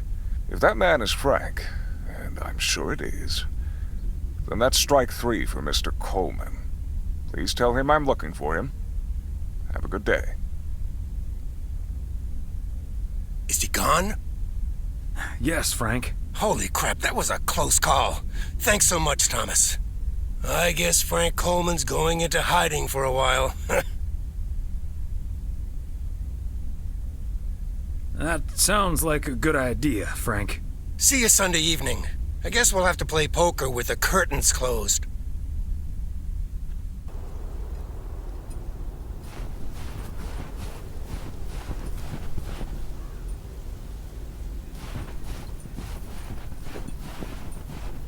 Happy Saturday, everyone. Get ready for a pet peeve from Joseph. P.O. positive or pet peeve? Jack, I've been watching that TV series everyone's been raving about. What's it called? A Hamburger with Fries? I expected a charming sitcom like Bon Appetit, but instead got treated to a lousy mix of mediocre puns and gratuitous violence. If this is where TV shows are heading, then I'm heading the other way. Oh, boy. Well, I'll bet you'll have the road all to yourself, Joseph. On to the weather. We're starting the day sunny, but we'll have lots of snow for you folks later on. Enough talking. Here are some tunes.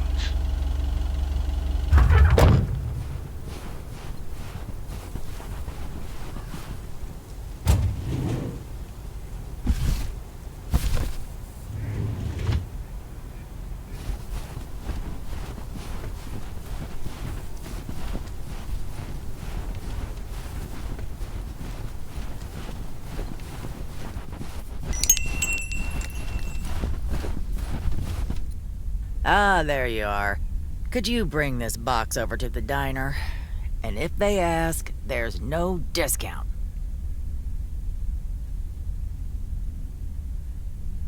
Sure, why not?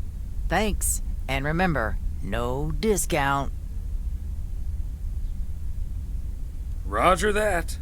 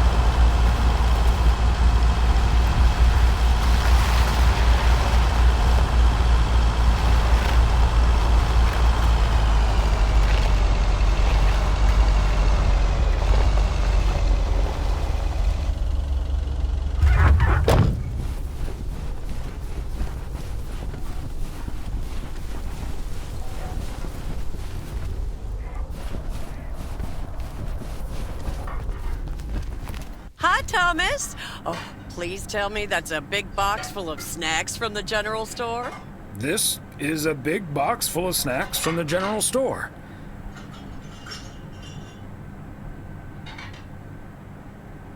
But without a discount on what's inside. No discount? Is Nancy Carlisle really trying to charge me full price for snacks that are about to go past their expiration dates?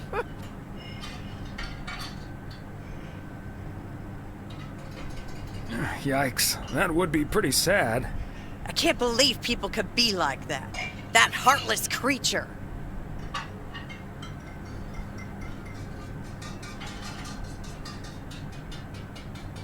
Maureen, easy now.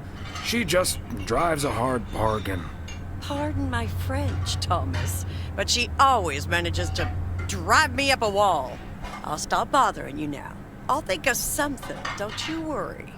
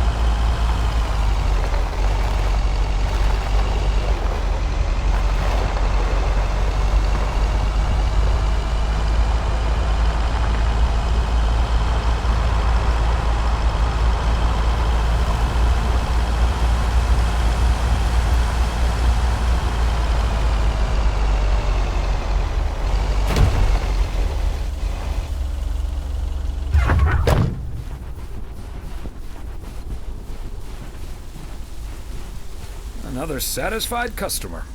Unless it's Bill's.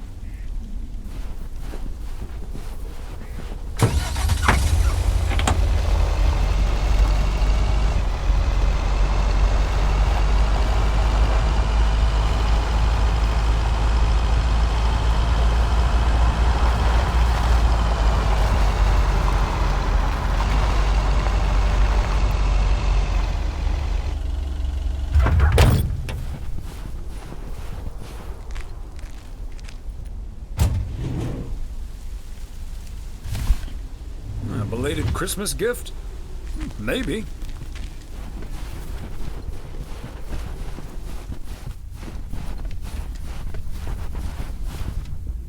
Yet another heavy package for you, Ben.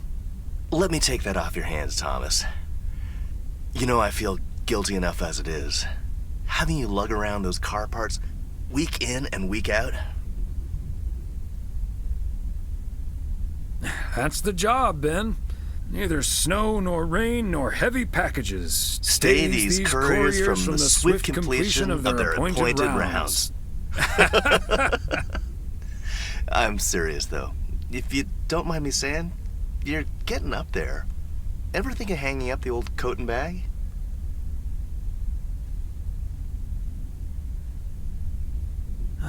Not until recently, but recently? Yeah. Good for you. Think about it some more would be my advice. Son of a gun.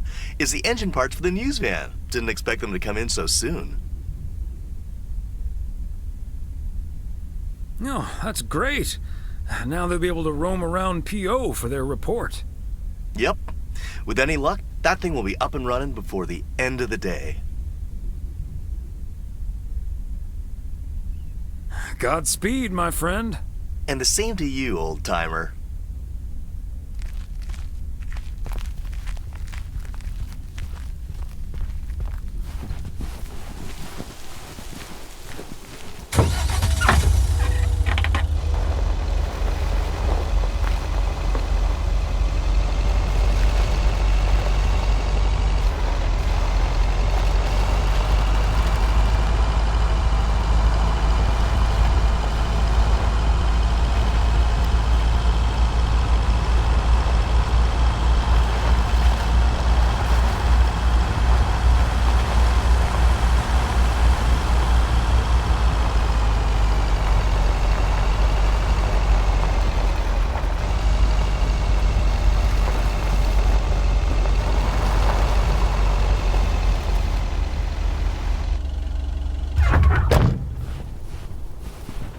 There we go.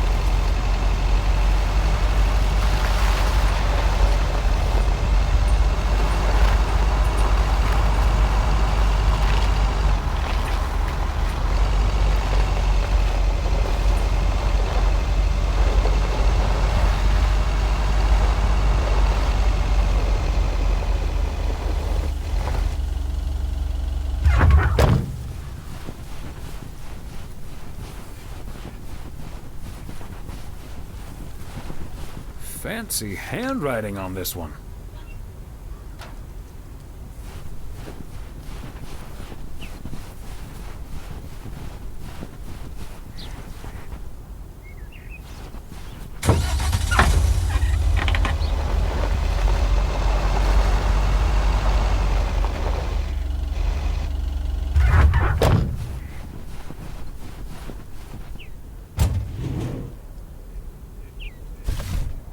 Okay, let's get this to its destination.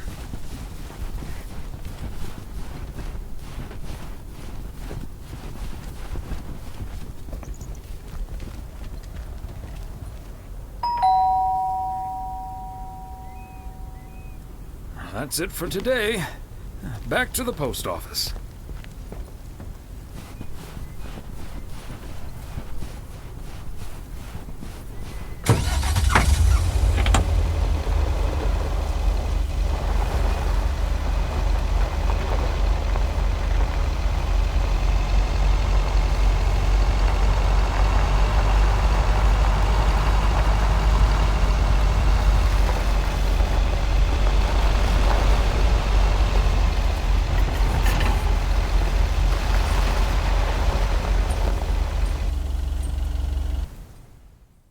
Hello, Thomas. Hi there, Beth. What brings you here? I saw you arrive just now, so I decided to venture across the road with a minor request. Sure thing. What can I do you for? It's just one small thing, I promise, and, well, I suppose you can see what it is. A first gift to the little one, you see, since Christmas in Georgia fell through. It just needs an address, and I'm not sure where to put it. Could I leave this with you so you could make sure it gets where it needs to go? I have the information right here on an old envelope. It's the return address in the top corner. Of course, Beth. I can understand that labeling a package like this can seem daunting. Bears will do that to you. You're a real gentleman, Thomas. Thank you. I have a stack of returned holiday gifts that need sorting before I close.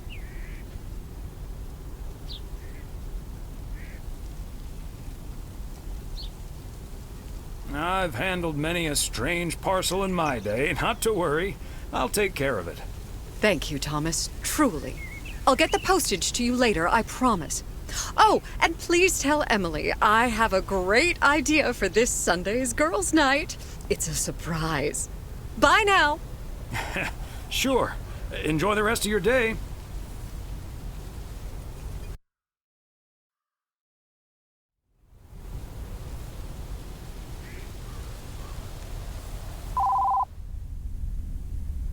Hello? Hi, Meredith. It's us. Your dad is standing right next to me. Hiya. Hi. Shouldn't you two be at Moe's right now? Yeah, we're about to jump in the car, but we wanted to share some exciting news with you. Oh, first things first, though. How was your Christmas? Well, I worked. And Tess and I made a Christmas meal you probably won't ever find in a cookbook. But we had a lovely evening. Thanks, Mom. Can I get the exciting news now, please? Okay, so your dad and I will fly into Florida this September. I won a sweepstakes. Get out of here. Wow, that's so awesome, Mom. Florida in September. Beats the PO weather, huh? Oh, sure does. Dad, are you excited as well? I sure am. Aren't you worried about flying there? Last time you came to visit, it took a few hours for that green tinge to leave your face. Oh, Meredith, don't make it worse than it was. Fine. Maybe he just boozed too much on the plane. Have you checked if the flight includes free cocktails? Best bring your flask, Dad, just in case.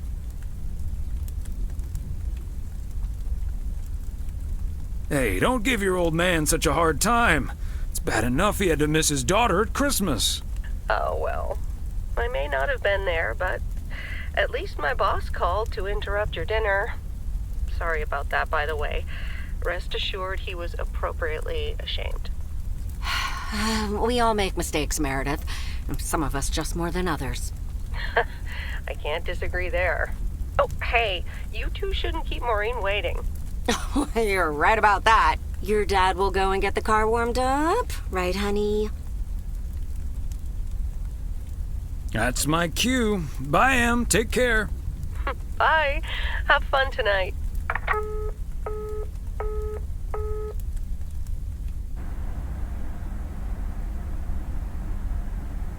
Thanks for getting the car all toasty for us, honey. You're very welcome, dear. It's my pleasure. We've been doing this for decades now, and I've never stopped looking forward to spending my Saturday evening here with you. I feel the same way, Em. I'm a lucky man to have you. Good evening, you two beautiful people. Ready to order? Or should I just write down pancakes for lovely Emily and a T-bone steak for Big Thomas here? Oh, Maureen, your intuition never ceases to amaze me. It sure is pancake time for me again.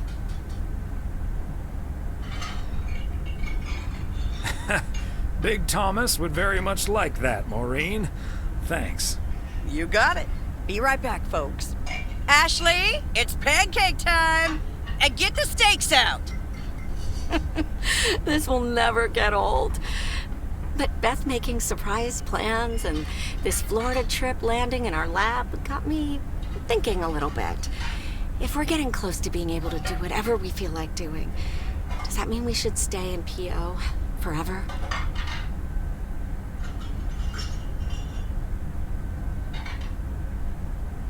Florida sure sounds like a nice place. Lots of fishing, no ice. The warmth is the main selling point for me, I must admit. And it's not like your arthritis will stop acting up in weather like this. I am looking forward to that Florida trip the more I think about it. It's a perfect opportunity to test the waters. Oh, wasn't it nice the way Meredith reacted to the news? Although I'm sure she's a little envious.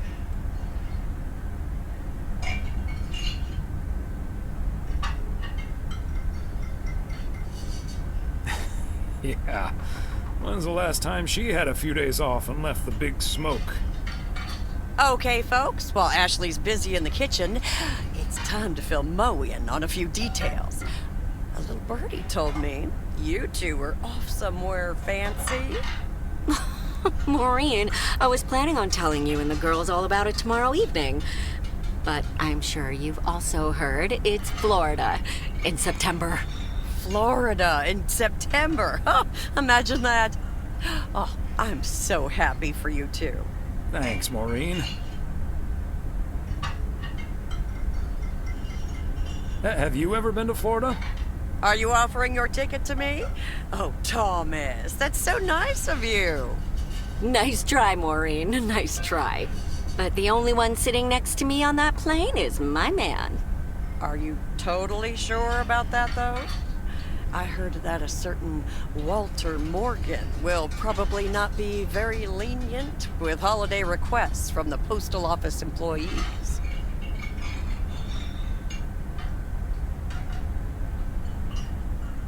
Haha, Morgan. His bark is always worse than his bite. If Walter Morgan gets in the way of that, I'll get in his way. I don't think I'm supposed to actually run forward, but sure, all right. Oh, that means dinner's almost ready. Be right back, folks. See, things like this, they bother me sometimes. Maureen's a sweetheart, but it's almost impossible to have a private life here. That sure is true. Would be nice to walk around somewhere without everyone calling you mailman. That's a good thing about working at the motel. Most of the people I'll never see again. Oh, Maureen's heading this way again. Let's just enjoy our lovely dinner together, shall we? We shall. Have I already told you that you look wonderful tonight? Look alive, folks. 2 plates of the good stuff.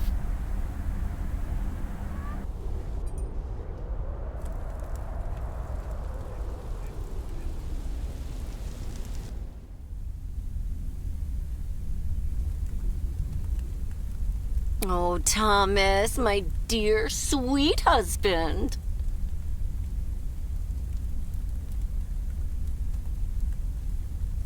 The one and only. No autographs. Oh, the sweetest man alive. Always prepared to help out anyone who asks for a favor, even on his Sunday off. Okay, Em. What needs doing? The motel called, and, well, the TV crew would very much like to rent some movies from the Flick Shack today. But I couldn't just let poor little Angie ferry them over in this weather, so...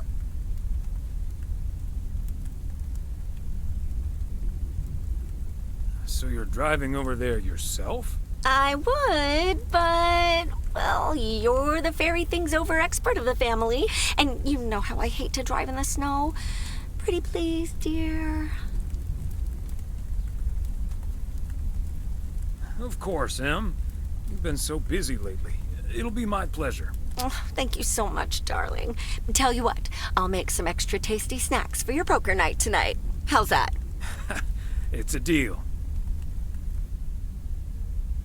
Thomas Weiss, as I live and breathe. What in tarnation are you doing out and about in the mail truck on a Sunday?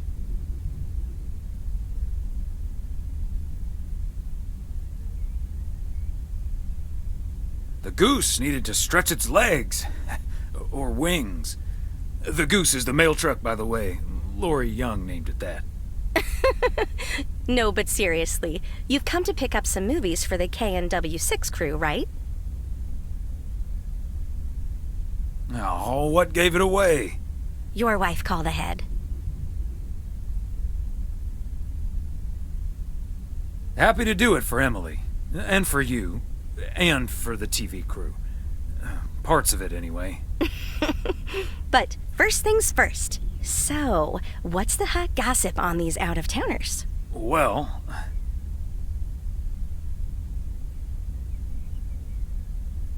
There's Gabriel Serrano. He's the sound guy.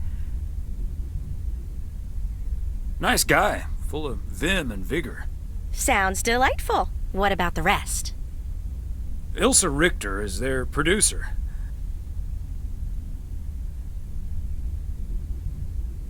Competent, sarcastic. She kind of reminds me of my daughter. Well, then I'd like to meet your daughter someday. Because Ilsa I've met. Came into the store yesterday asking about P.O. and whether I liked it here. Cute as a button, that one. And only in town for a couple days. Perfect for a girl on the rebound. Shame she's into men. One in particular. Ooh, do tell. The way her eyes lit up when she mentioned that colleague of hers, Gabriel. Trust me, a girl knows. So anyway, let's get down to brass tacks.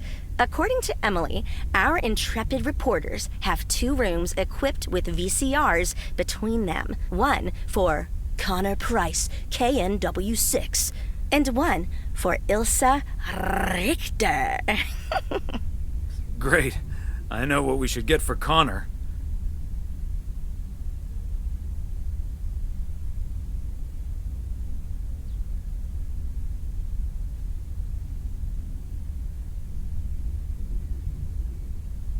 Network. 'Cause he's mad as hell and he won't take it anymore. Great idea. But Connor's already made his pick. Octopussy. It says it's James Bond's all-time high. I guess they forgot about that time he went to the moon. Fine by me. And what did Ilsa choose? That's where we come in. See, she wants us to pick the movie she'll be watching with her colleague, Gabriel. Thomas, she wants us to pick the movie she'll be watching with Gabriel. We can play matchmaker by picking something romantic. Got it. Exactly. Guide Cupid's arrows, so to speak. After all, 'tis the season.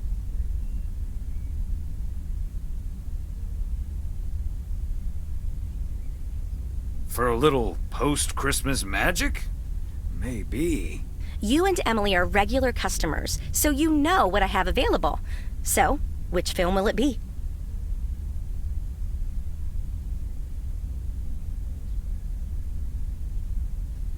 Let's go with Love Story. Or is that too on the nose? It's perfect, and we won't risk being too subtle.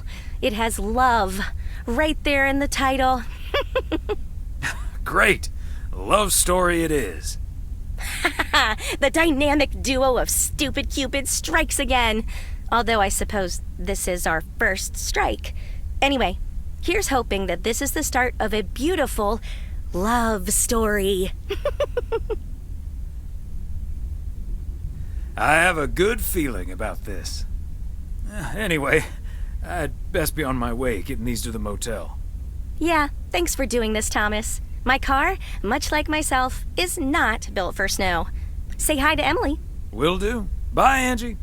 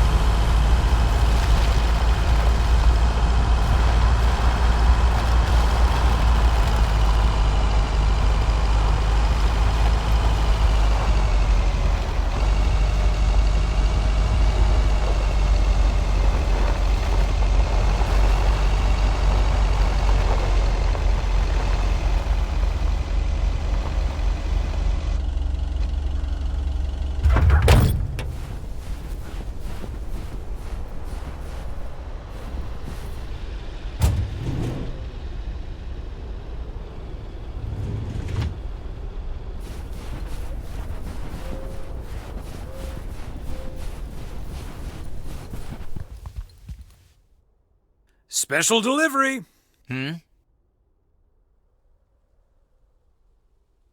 Movies from the Flick Shack. Right. Well, great news. You get to play belated Santa yourself. Room 6 for Richter. Thank you. You're welcome.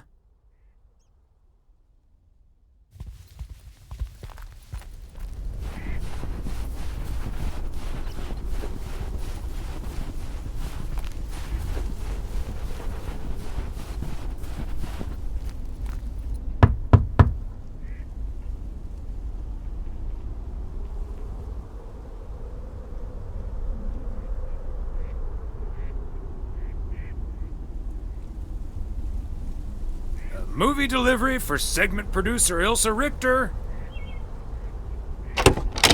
Yes? Oh, excuse me, Mr. Price. I thought this was Ilsa's room. No, that's room 9, but think nothing of it, my guy. Ooh, you got me my Bond movie. Yes, sir. Apparently it's James Bond's all-time high.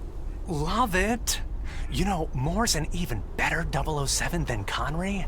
He just oozes that classy British wit. Thank you so much. Ta-da, ta-da, pow!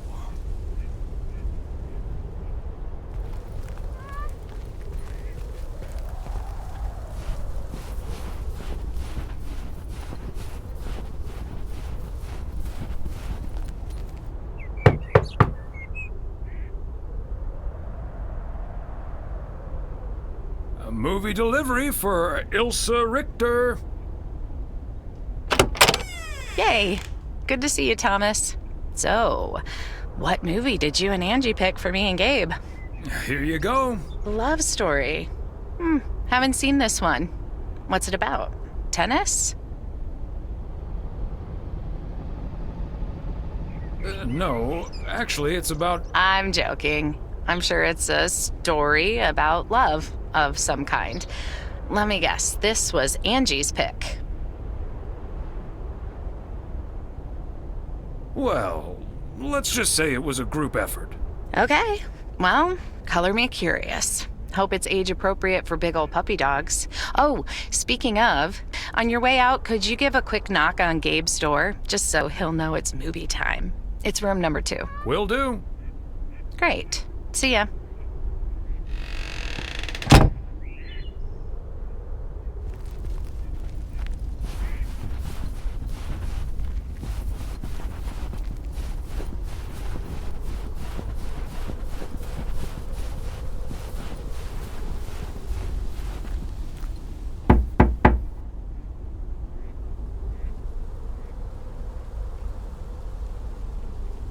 Gabriel Serrano, the lady in room number 9 humbly requests your presence for an evening of home cinema.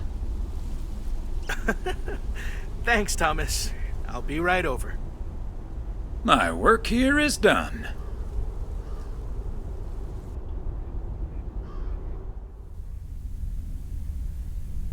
Okay, Ben. Question for you. Do you have that ace or not?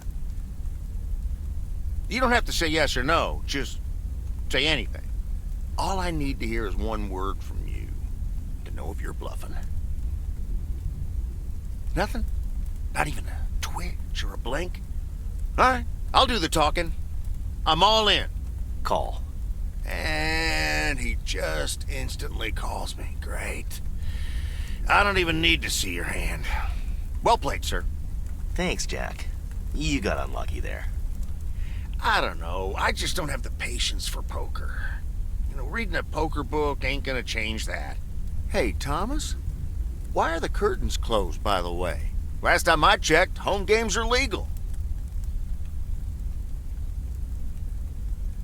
Oh, I don't know. Just feels more cozy, I guess. Thomas, we don't need to keep this a secret. Walter Morgan's on my tail. Someone snitched on me, and now I need to lay low until I have a good enough alibi. Morgan again? What'd you do, Frank? I hope you didn't put ladies' underwear in his briefcase again. And please tell me you stopped putting dead rats in his exhaust. Ha! The classics. No, I didn't prank him at all this time. He's just out to get me. All I did was sell fireworks to someone. He said something about that being my third strike. I might actually lose my job, fellas. We won't let that happen, Frank. We'll think of something. Thanks, Thomas. I've been racking my brain, but I can't come up with anything. I'm guessing they don't have any photographic evidence. Pictures of you selling these fireworks? Just that there's a guy fitting my description. What are you getting at? I might have a little plan. But let's first play a few more hands. I'm down almost $30. One sec, Jack. Frank, I'm curious. We know Walter Morgan has a few reasons to dislike you, but why do you dislike him? I could tell you why, but it's not a pretty tale. And it better not leave this room, kitchen. Sure, Frank. Ooh, my lips are sealed, for once.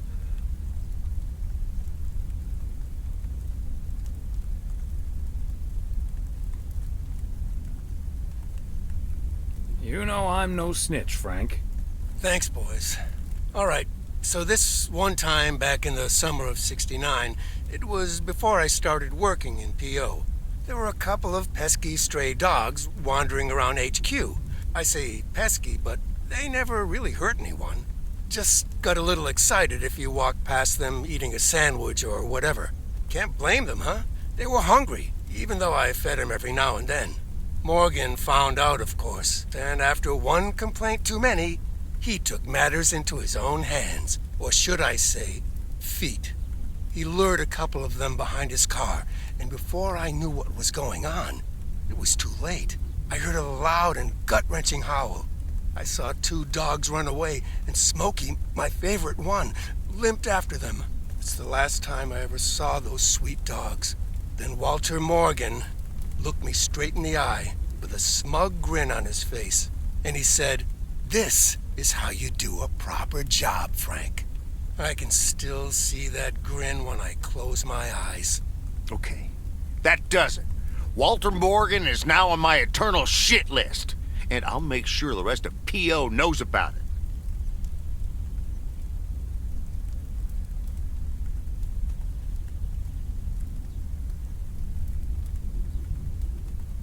Walter fricking Morgan. Your pranks were way too soft, Frank. We need to take it to the next level. What a despicable human being. I can't believe he did that. Well, he didn't. I was joking, of course. I don't really have a good reason for disliking Walter Morgan. That boring old pencil pusher just rubs me the wrong way. Damn it, Frank, you had us good. Okay, folks. Ante up. Here we go again.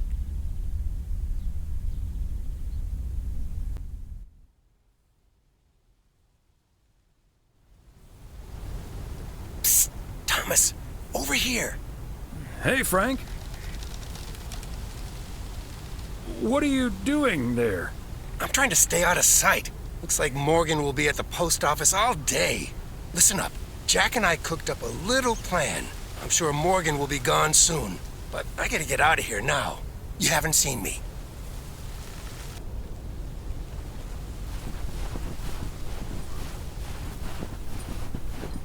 Top of the Monday morning, P.O. We're starting this week with a warning from Lucinda. P.O. positive or pet peeve? Hi, Jack. KNW6 TV crews filming in P.O. yesterday with Connor Bryce. As a big fan, I just had to ask him for an autograph. He asked me for my name, but he kept calling me Linda. Even after I corrected him twice. Isn't that just rude? Well, that's a bit rude indeed, Linda. I mean, Lucinda, of course. Heard about that. The weather prediction for today, bright but chilly. Enjoy your day and the music.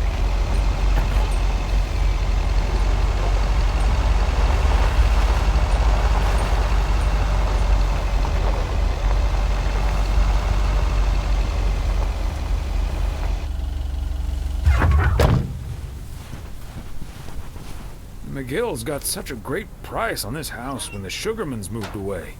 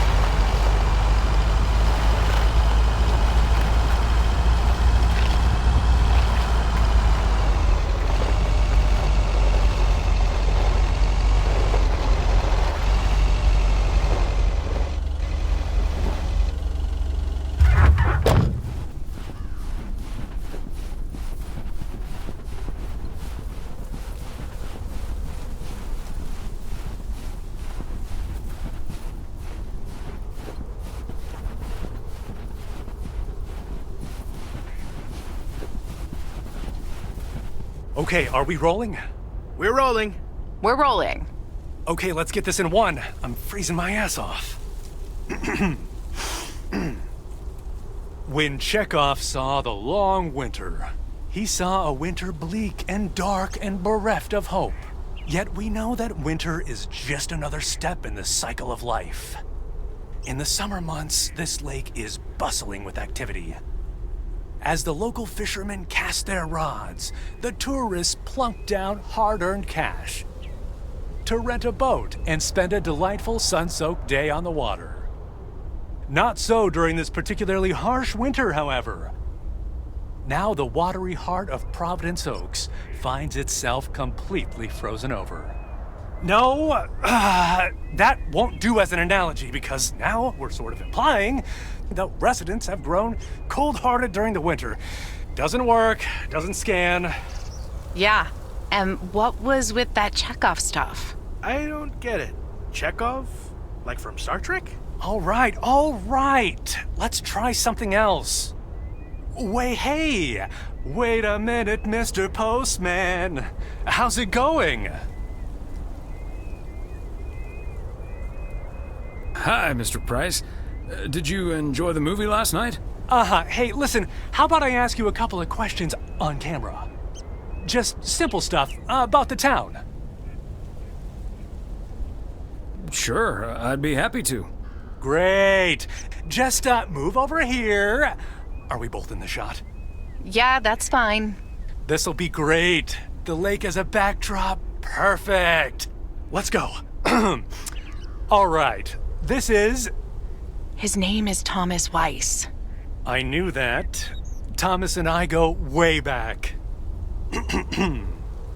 As the local mailman for truly countless years, Thomas Weiss knows Providence Oaks like he knows the back of his own hand. So, Mr. Weiss, how would you characterize this small, cold town and its warm inhabitants? That's easy, Connor.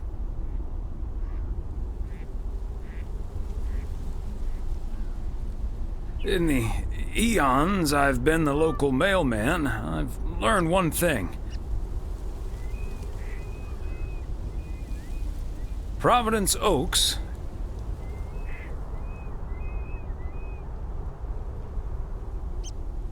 cannot be summed up in a single soundbite.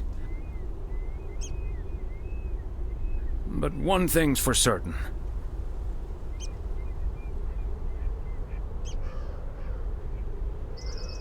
When the low winter sun hits that shimmering water just right, you realize this is the most beautiful place imaginable.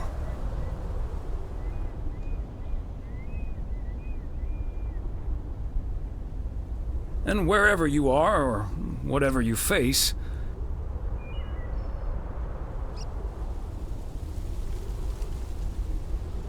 this is home. And cut. Ah, that's so sweet, Thomas Weiss. Completely unusable, but sweet. I know I've got goosebumps. Yeah, that went well, kind of. Now, let's scout out the establishing shots at the far end of the pier. Let's go, Connor. Aye, aye, Captain. Gabe, you can take 5. My advice would be to take those 5 in the van to reduce the risk of any further ass freezing off incidents. Noted. Thanks, Ilsa.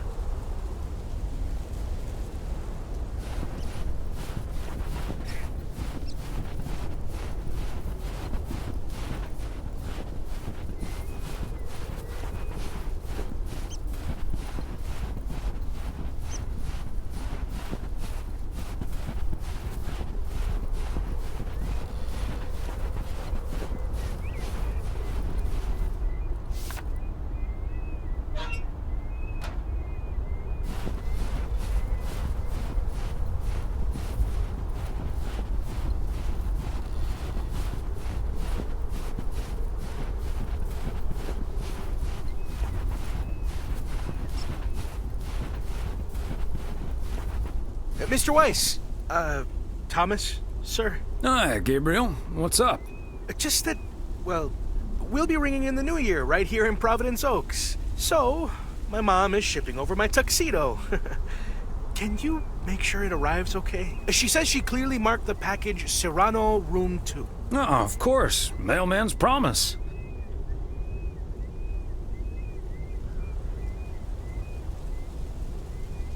So, how did you and Ilsa like the movie? Oh man, it was beautiful.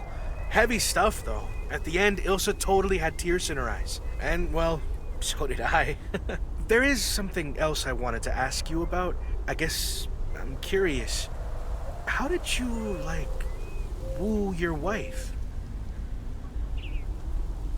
It's pretty simple and cliched.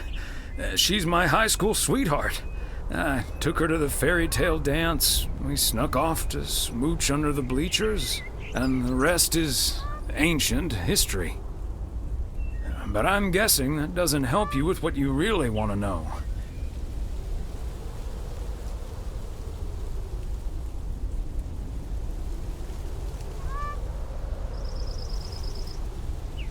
You want to know if you have a shot with Ilsa. Shh, keep it down!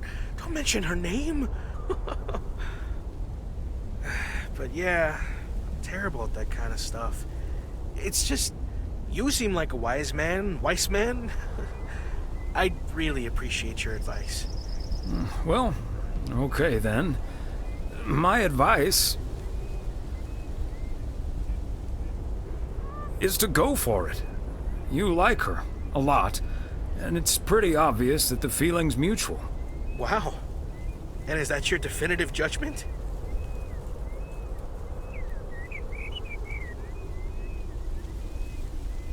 Absolutely. That's the best I can do. All done. Hey, what are you two schmoozing about?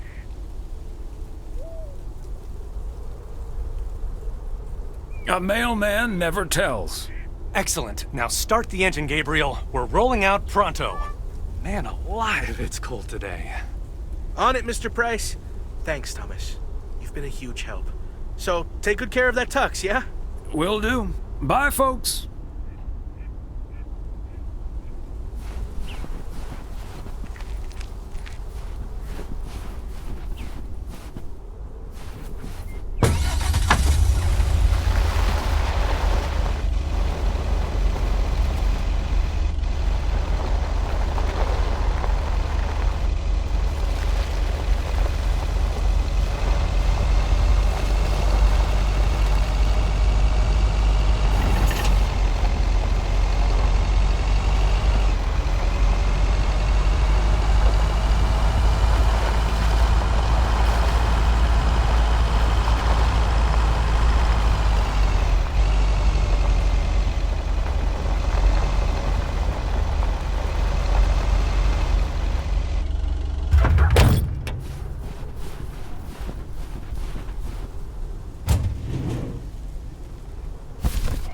Part and parcel.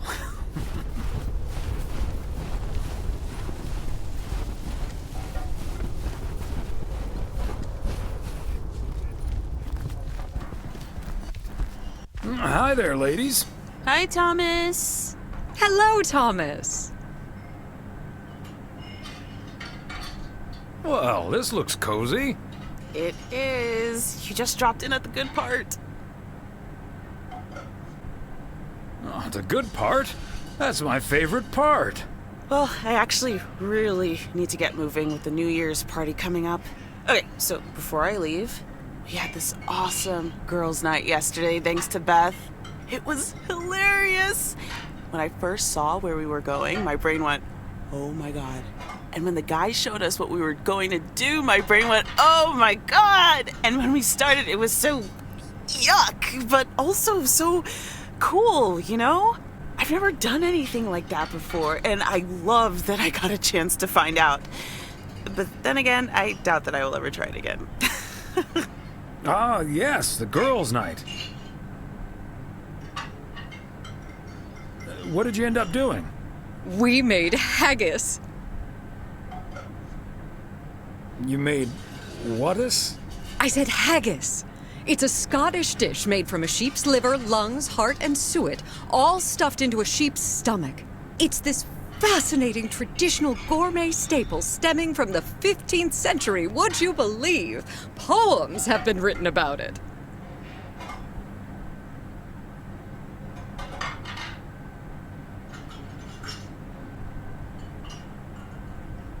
Meat on top of meat? Sign me up. I have some leftover from last night, if you're interested. It was so gross. I'll have nightmares about zombie sheep for weeks. Bleh. Okay, hate to leave you two, but I really have to sort out this delivery ASAP. Maureen will go bananas.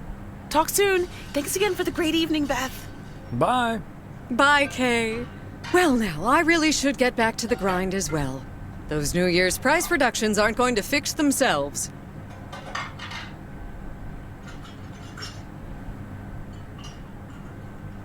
Hold on, Beth. Quick word about Saturday?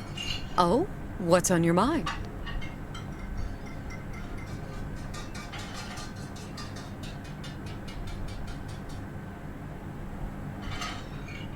Is everything okay? Yes, I'm fine. Don't you worry about me, Thomas. I'm fit as a fiddle. Now, if that's all, I really need to get back to the bookstore.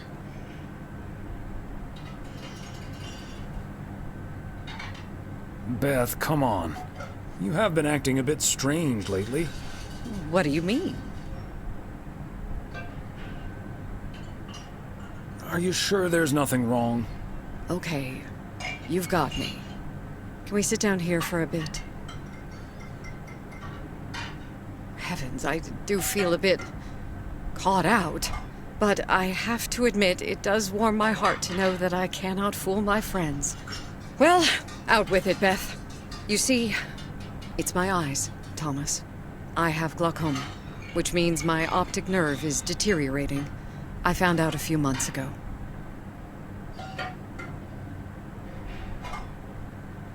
Oh my gosh, Beth. That's terrible. Thank you. It was a bit of a shock at first. I haven't told Emily yet. Daniel knows. It's not that bad yet, but it's not getting any better either. The thing is, this kind of condition happens slowly. And I haven't been the fastest in getting it treated, but they can stabilize it. That's why I wasn't able to fix the parcel on my own last Saturday. And that's why I'm starting to miss a few details here and there when I'm in the store. Or asking for peas instead of beans at Christmas dinner with all of my friends of all places.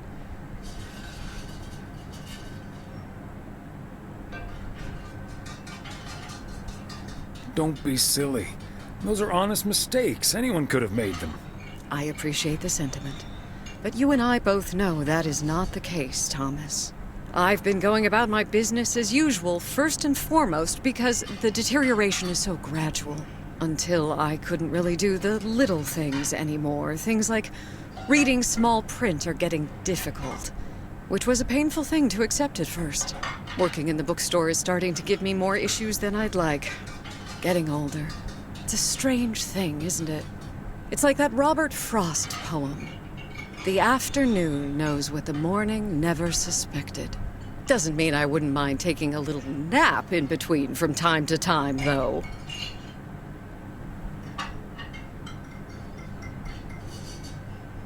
I hear you. For lack of a better word, it just downright blows sometimes. Father Time catches up with us all, huh?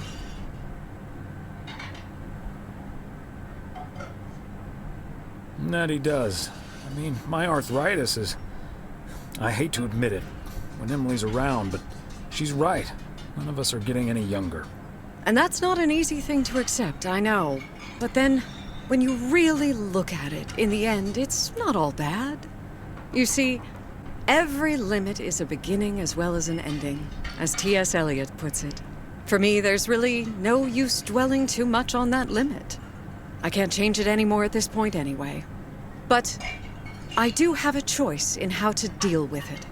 Plus, Georgia has a lot to offer: museums, social clubs, and most importantly, my family. If you look at it like that, getting older may still feel like a cursed time, surely, but I also see each new year as a gift. An opportunity to start new adventures, explore, and have more fun. You can't take something like that for granted. I like that mindset. I had a feeling you'd understand. Hey, I'd make a pretty poor friend if I didn't. Well, I guess I really should be going now. Thank you once again, Thomas. I do feel better now that it's out. You're a good friend. No, thank you, Beth. Bye now.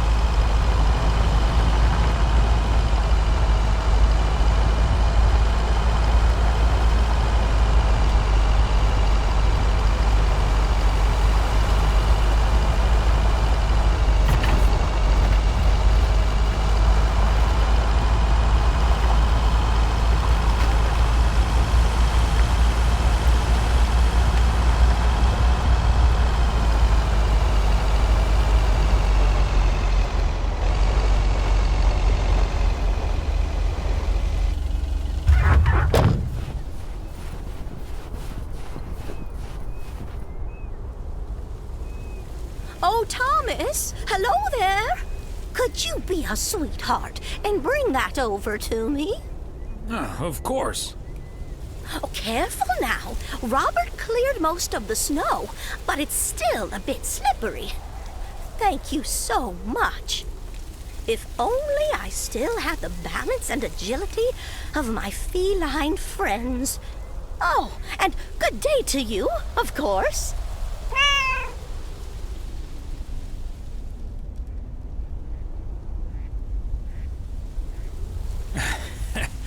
Good day to you too, Mildred.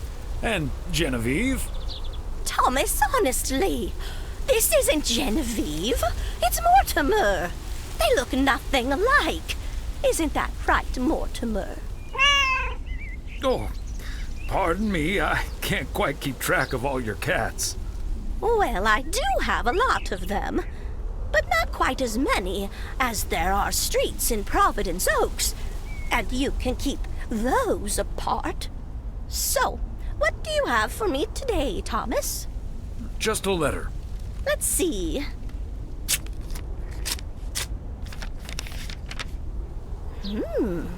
This sounds interesting. Apparently, I need to make a few copies of this letter, and if you send this letter along with $5 to the first 6 people on this list, your name will be added to the bottom. Soon enough, your name will rise to the top. Then many people will send you $5.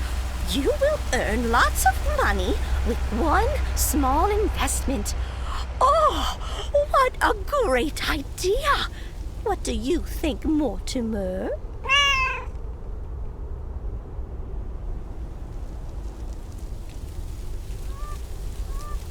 Mildred, that's a classic chain letter scam. Don't fall for it. No one ever got rich off of one of those. Well, except for the post office. Are you sure, Thomas? They make it sound so easy.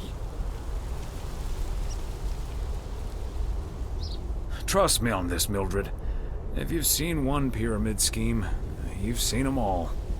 $30 is quite a bit of money. I'll think about it. You do that, Mildred. See you at Moe's tomorrow night?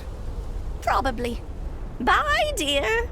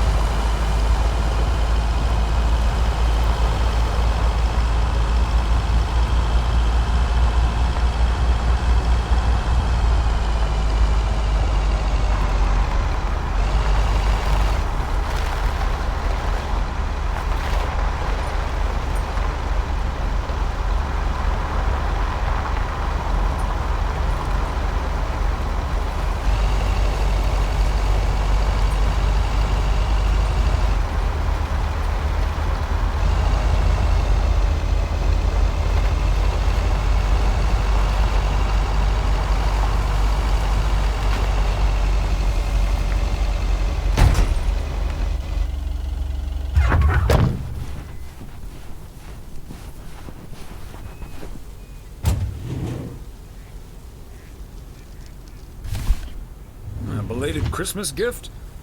Maybe.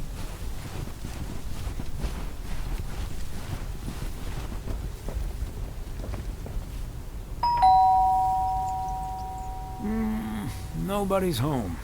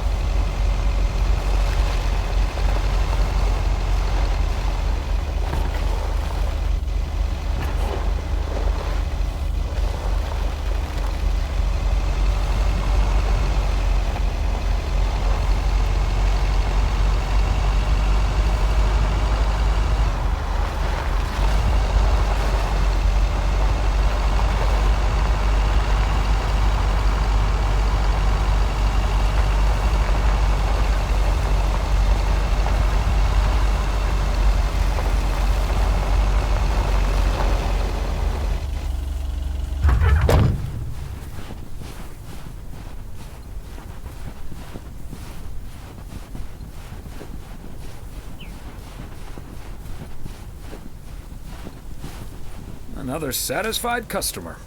Unless it's Bill's.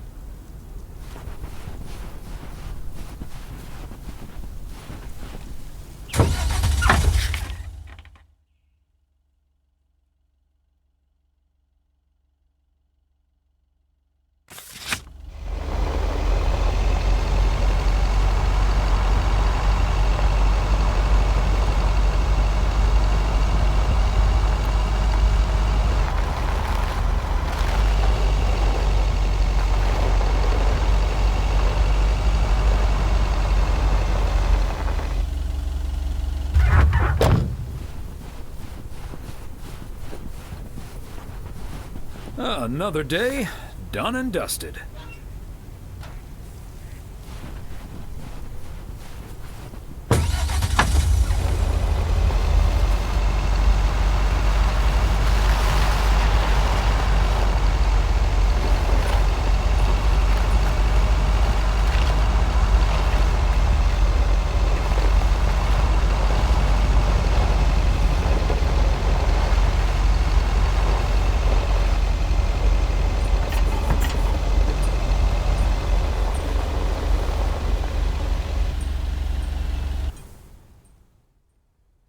Hey, Thomas, have you seen Jack?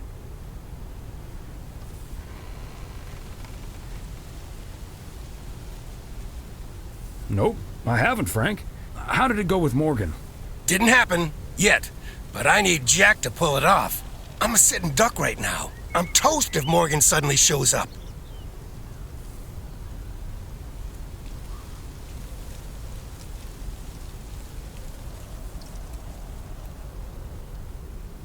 Really? What's the worst that can happen? Good afternoon, gentlemen. Sorry for interrupting your conversation. Mr. Coleman, I see you've managed to be present at the job position you're currently holding. I think it's time you and I had a little chat inside the office. Mr. Morgan, it's so good to see you again. A little chat sounds wonderful. But I'm afraid there's an extremely urgent parcel I have to deliver right now. So stay put, and I'll be back in about 30 minutes. You can stay right here, Frank. I'm sure Mr. Weiss would be happy to deliver that package for you. Right, Thomas?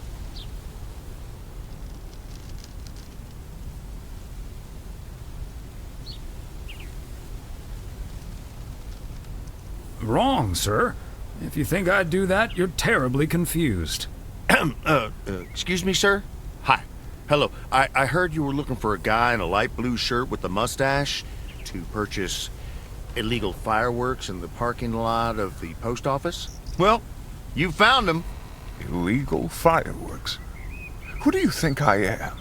Sir, you don't have to keep your guard up. Frank and Thomas here both know me very well, and I'm sure they won't tell a soul about what you're doing right now.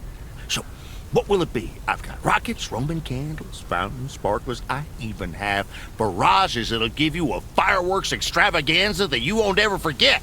I think there must be a misunderstanding here.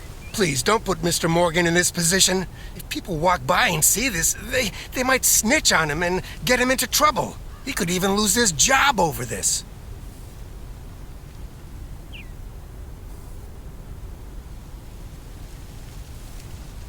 Yeah, why don't you go inside so you can do your dealings without all these prying eyes around?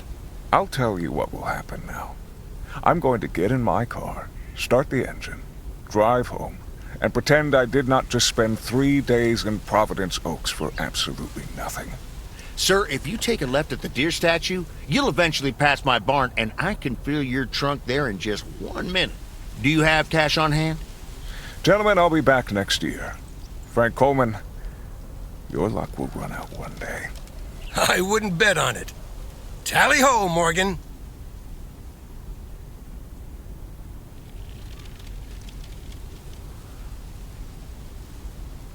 Great job, fellas. Morgan will be cursing all the way home. If you can't stand the heat, stay out of the kitchen. Thanks, guys. I owe you one.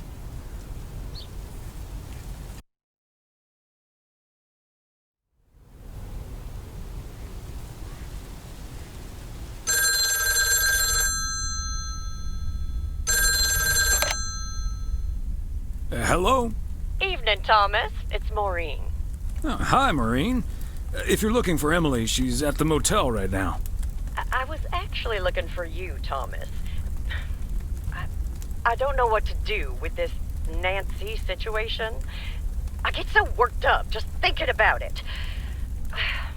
And that usually gets in the way of doing the right thing, you know? I need to talk to someone who's a bit more emotionally detached from the situation. How can I help you, Maureen? Simply put, I don't know if I should give in to that Nancy Carlisle and her overpriced snacks, or tell that woman to take a hike. But then we'll end up with a lackluster New Year's Eve party.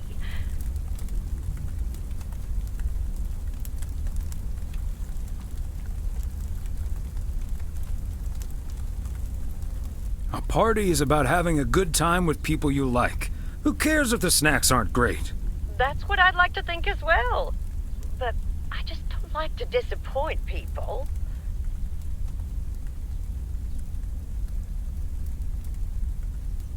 It may not be the perfect party, but people will understand that you had to draw a line in the sand. I think you're onto something there, Thomas. I'm not yet totally sure what I'm gonna do, but at least my mind's at ease now. Thanks for lending me your ear and advice. You're a doll.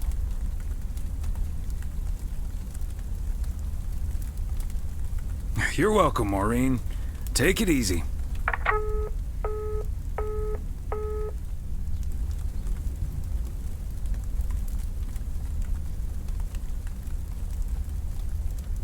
The 26th President of the United States, Teddy Roosevelt, regularly staged boxing matches in the White House and took on anyone he could, including professional boxers. In 1888, a pigeon fancier and a beekeeper challenged each other's creatures to a 3.5-mile race organized in Germany. The bee won by 25 seconds.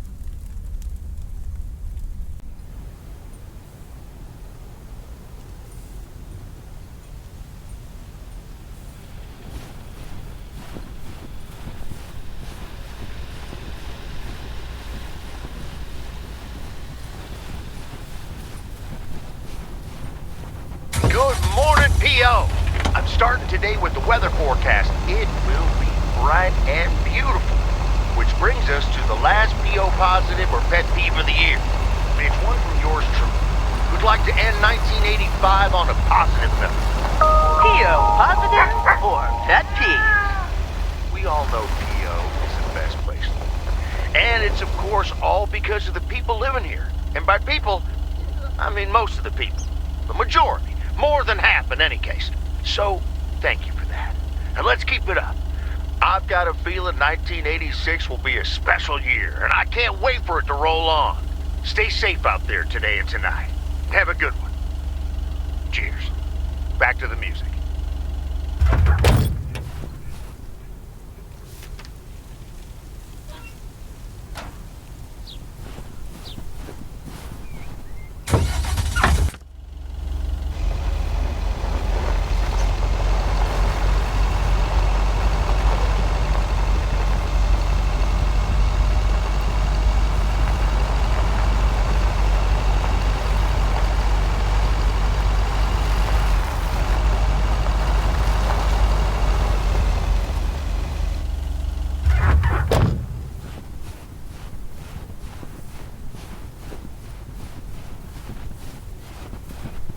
There we go.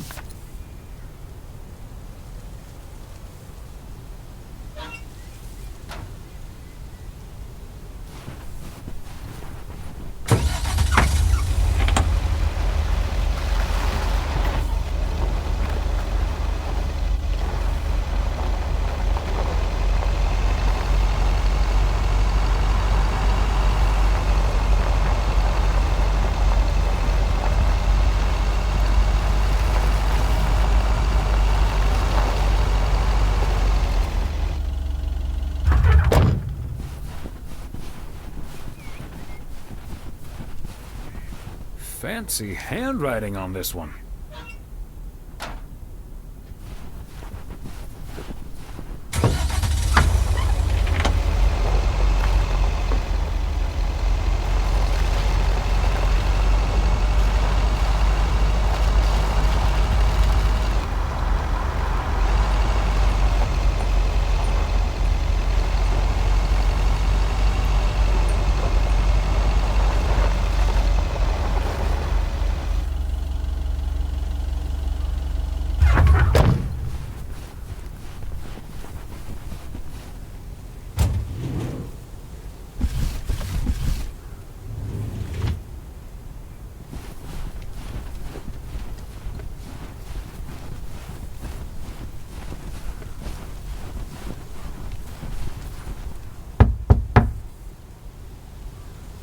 They must be out of town for the holidays.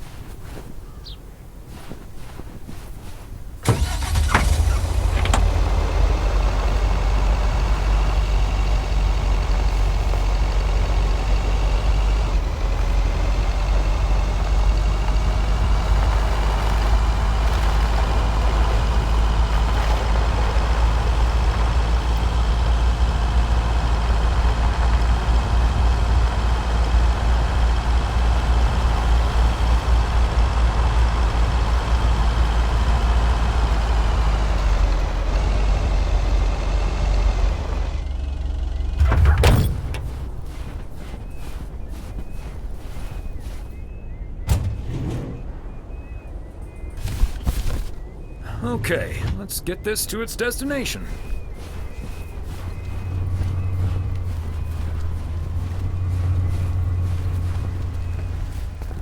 Thomas, it's good to see you. Thanks again for the little chat we had yesterday evening.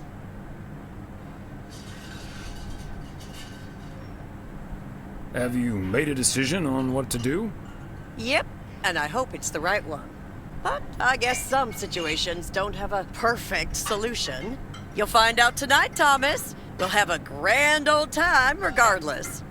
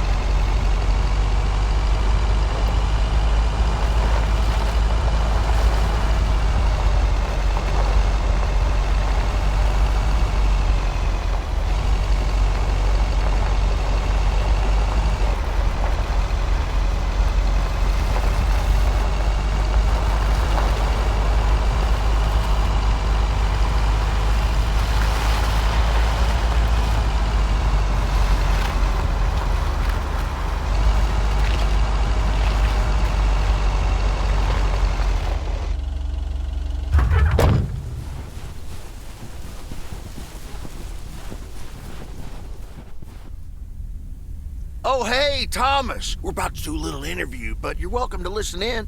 Mr. Price, you know Thomas Weiss, don't you? Sure do. You're resident mailman, am I right? Good to see you, man. Hi, guys. Don't mind me. I'll just be a fly on the wall here. That was Open Sky by Velvet Moon, one of my favorites. Folks, we have a special treat for you today because I have a guest here at the Reynolds studio. You know that happens from time to time, but today it's a bona fide big shot. None other than KNW6's own newsman extraordinaire, Mr. Connor Price. Thanks for having me, Jack. Always nice to talk to a fellow broadcaster. So, how long have you been doing this local show? Coming up on our 10th anniversary, Mr. Price. But you've been at KNW6 for longer than that, no? Yeah, it's been... Gosh, can you believe I started there way back in '66? As a segment producer on Portland Rise and Shine. Still remember the title of my first item, too. Is Poplin Still Poppin'? That's a great title. And yet, this is the first time you've come to Providence Oaks. First time staying a while, at any rate. So, Mr. Reynolds, how would you describe this town? Well, I'd say it's a... Hey, wait a minute. Who's interviewing who here? I'll ask the questions, thank you very much. Apologies, my friend. Just can't help myself, always chasing the story me. It's the commitment I've made to our viewers. The price guarantee. So, what stories are you chasing here in P.O.? Oh, you know, just trying to capture the old couleur locale. I must say, the people here are very friendly, and I hope the feeling's mutual. Right, Thomas? That's Thomas the mailman over there. But never mind, he's not mic'd.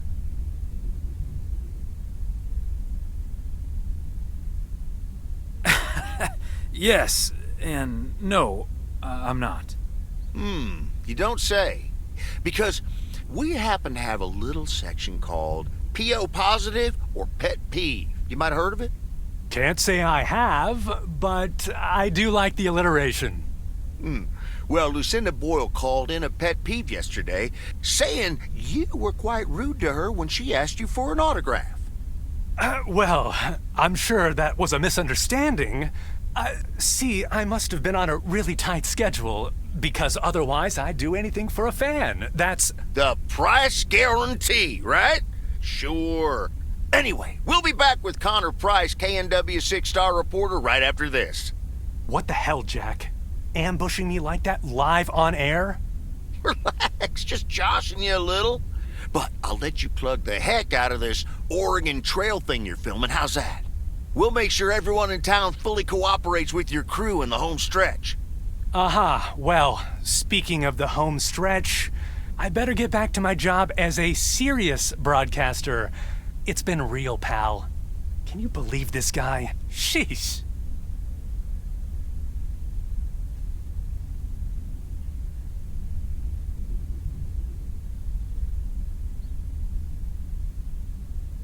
Don't take it personally, Mr. Price. Jack's a swell guy. Huh. That's the thanks I get for stopping by amateur hour. Sorry you had to witness that, Thomas. Made for good radio, though, while it lasted anyway. I'll see you at Moe's tonight, yeah? You don't want to miss what Frank's been cooking up.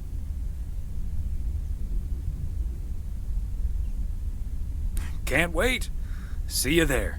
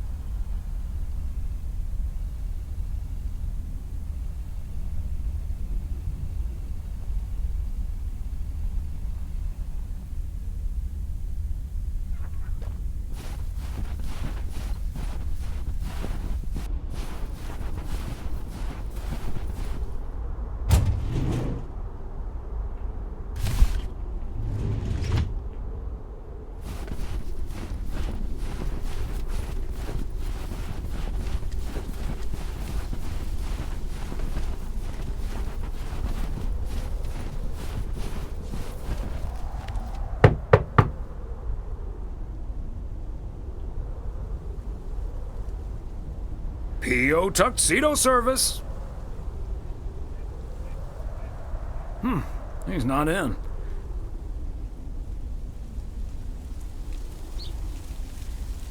I should probably leave it with Ilsa then. Room 9.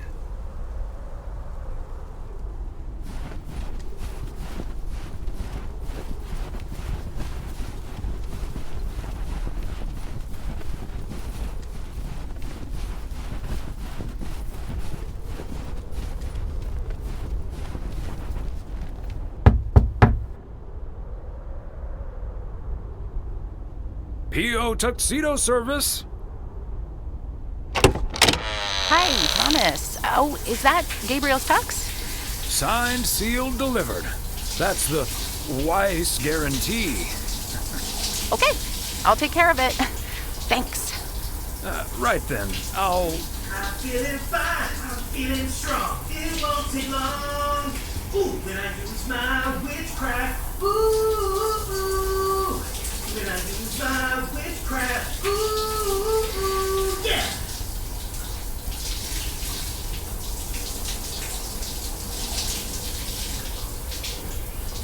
Well... Great. So...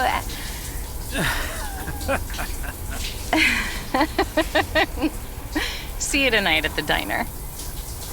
Oh, and thank you. My pleasure, Ilsa.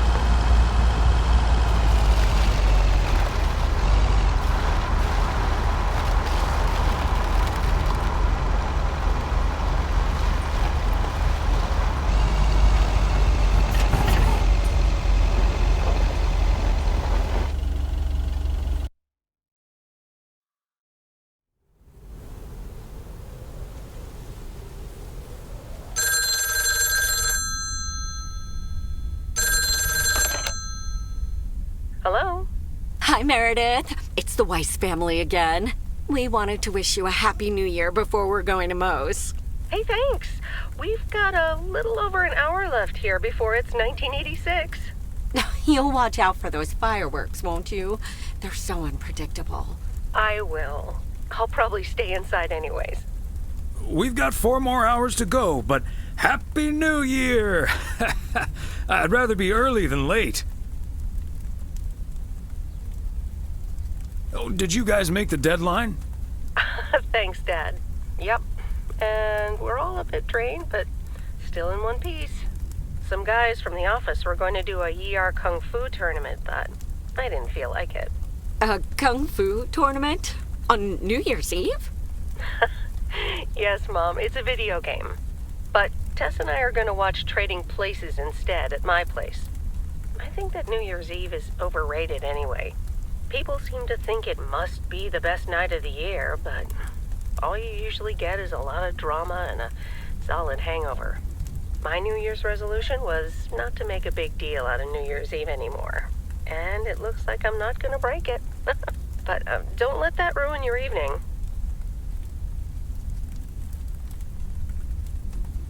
It won't. We'll have a good old party and start the new year with a bang. And that hangover will clear up in no time with a New Year's Day walk in the snow. Shall I remind you of this when you're curled up on the couch under a blanket? Sorry, Meredith. Your father's memory needs a little grease between the hinges. Like starting the car in time before going to Moe's? Bingo! Okay, guys, I won't hold you up. Have a great evening, and a Happy New Year. Love you.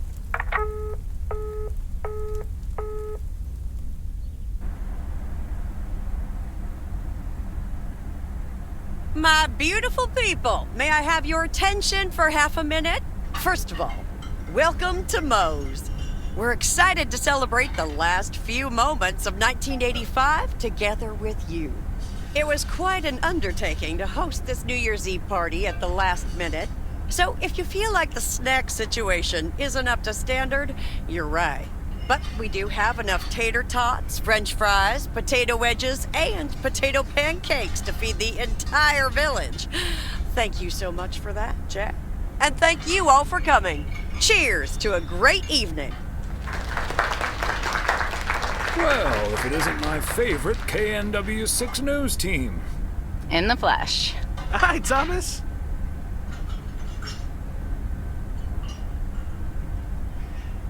Nice tuxedo, Gabriel. Thank you. And thanks for making sure I got it. I put it on right after I got out of that shower. He toweled off first. Don't worry. There we go. Champagne for my real friends and real pain for my sham friends. Hi, Connor. So, is the segment on Providence Oaks in the can yet? Almost, my friend. Still have to shoot the countdown to the new year. Hopefully that gives us the ending we need. I've been promised a spectacle. Easy on the alcohol there, Connor. We still need you on camera. Can't have you slurring your words. Slurring my words? Whatever do you mean, Ilsa? Quit fooling, you guys. It's getting close to midnight. Let's set up and get ready. Showtime. Okay, getting into character. See you on the flip side, mailman. Hi, honey. There goes that Connor Price. Would you believe the motel had to custom order a blow dryer just for him? He tipped generously, though. Oh, is that Beth sitting over there? Let's join her. Good evening, my dearest of friends. Almost time for Auld Lang Syne, eh? Did you know that Auld Lang Syne was written down by Robert Burns in the 18th century? And that he based it on an old Scottish folk song? He wrote it to a different melody than the one we sing today, but I have to say, I do like this version. And it's often sung after a special dinner where haggis is served. Would you believe?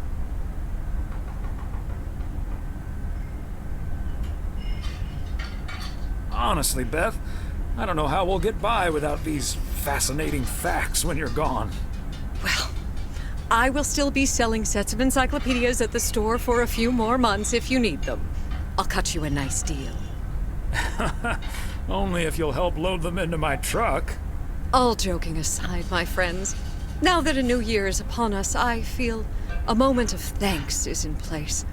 I know I've kept my situation from you for a while, but now that it's out in the open, I honestly don't know why I didn't share it with you sooner. Pride, I suppose. But I feel so much better now. So thank you, my friends. That's what we're here for. Glad we could be there for you, Beth. And thank you for opening us to it. We'll always be there for you. But you have to let us in first. I hope you'll remember that when you're in Georgia. Definitely. In fact, it's my new resolution for 1986. Along with letting go and seeing where life takes me. What about you, Emily? Any resolutions? Well, less work and more fun, I suppose. Now that this guy Matt is joining the motel, I am looking forward to a bit more quality time. What about you, honey?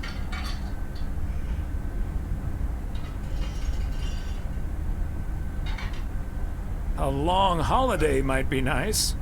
Oh, yes, the Florida trip. I'm really looking forward to that, too. Should old acquaintance be forgot and never brought to mind? Well, whatever the future brings, this old acquaintance here will be hard-pressed to ever forget you two.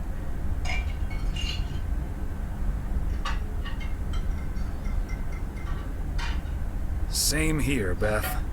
Absolutely. We wouldn't be able to forget you if we tried. Not that we tried, of course. And like you said at Christmas dinner, even if the reasons for change are sometimes out of our hands, let's focus on the new beginnings that come along with that. And what better time for new beginnings than New Year's Eve? Attention, folks! It's showtime! If you want to see the biggest fireworks show west of the Rocky Mountains, You better be standing outside in about 10 minutes. That's my cue.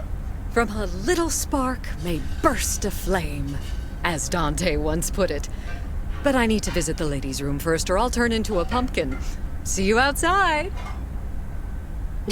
Isn't she marvelous? I'm so happy for her, but I am going to miss Bethy. So will I.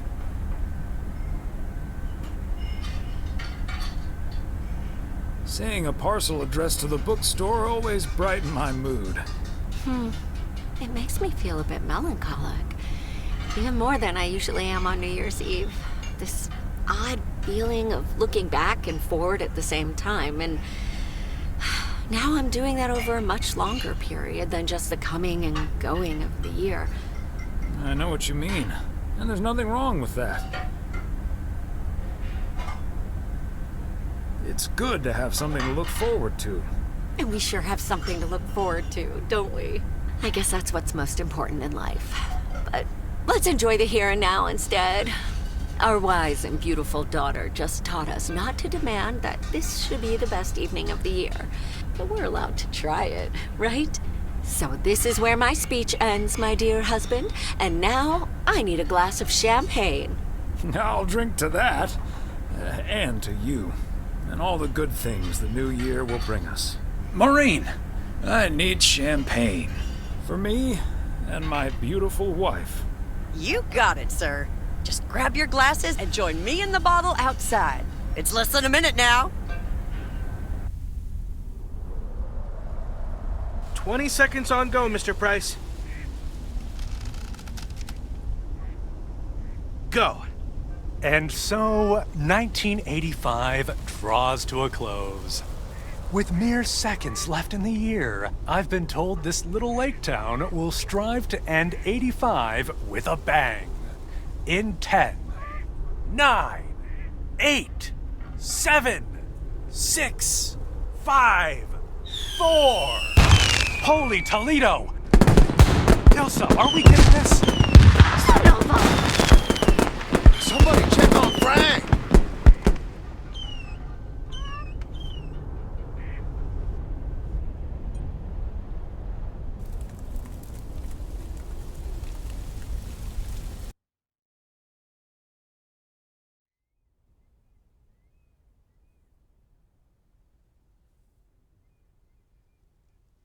And that sure sounds like a delicious eggnog recipe.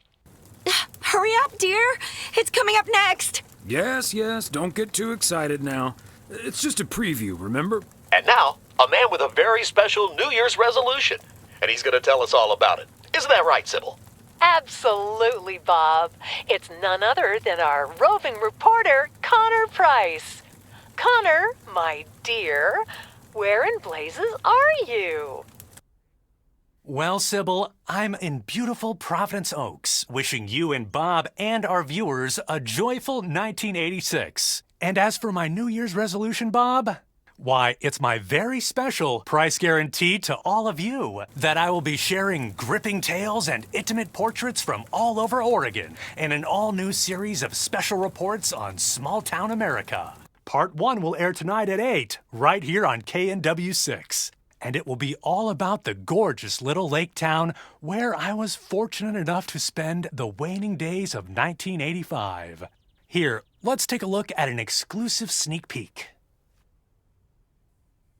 Providence Oaks, an idyllic town by a lake just south of Melville. It's where this reporter counted down to 1986. And although, unfortunately, the fireworks started a little early, so we didn't quite manage to catch them on tape.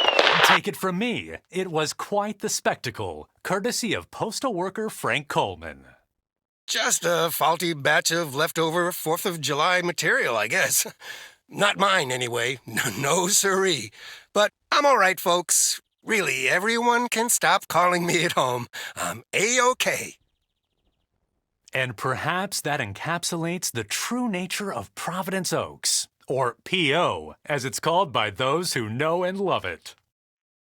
It's a town where, even when things don't go as planned, folks will be all right and A-OK. It's just, we help each other out. and there's nothing we can't fix. A town where first impressions can be deceiving. This town may look sleepy from the outside, but trust me, there's always so much stuff to do and take care of. Ugh.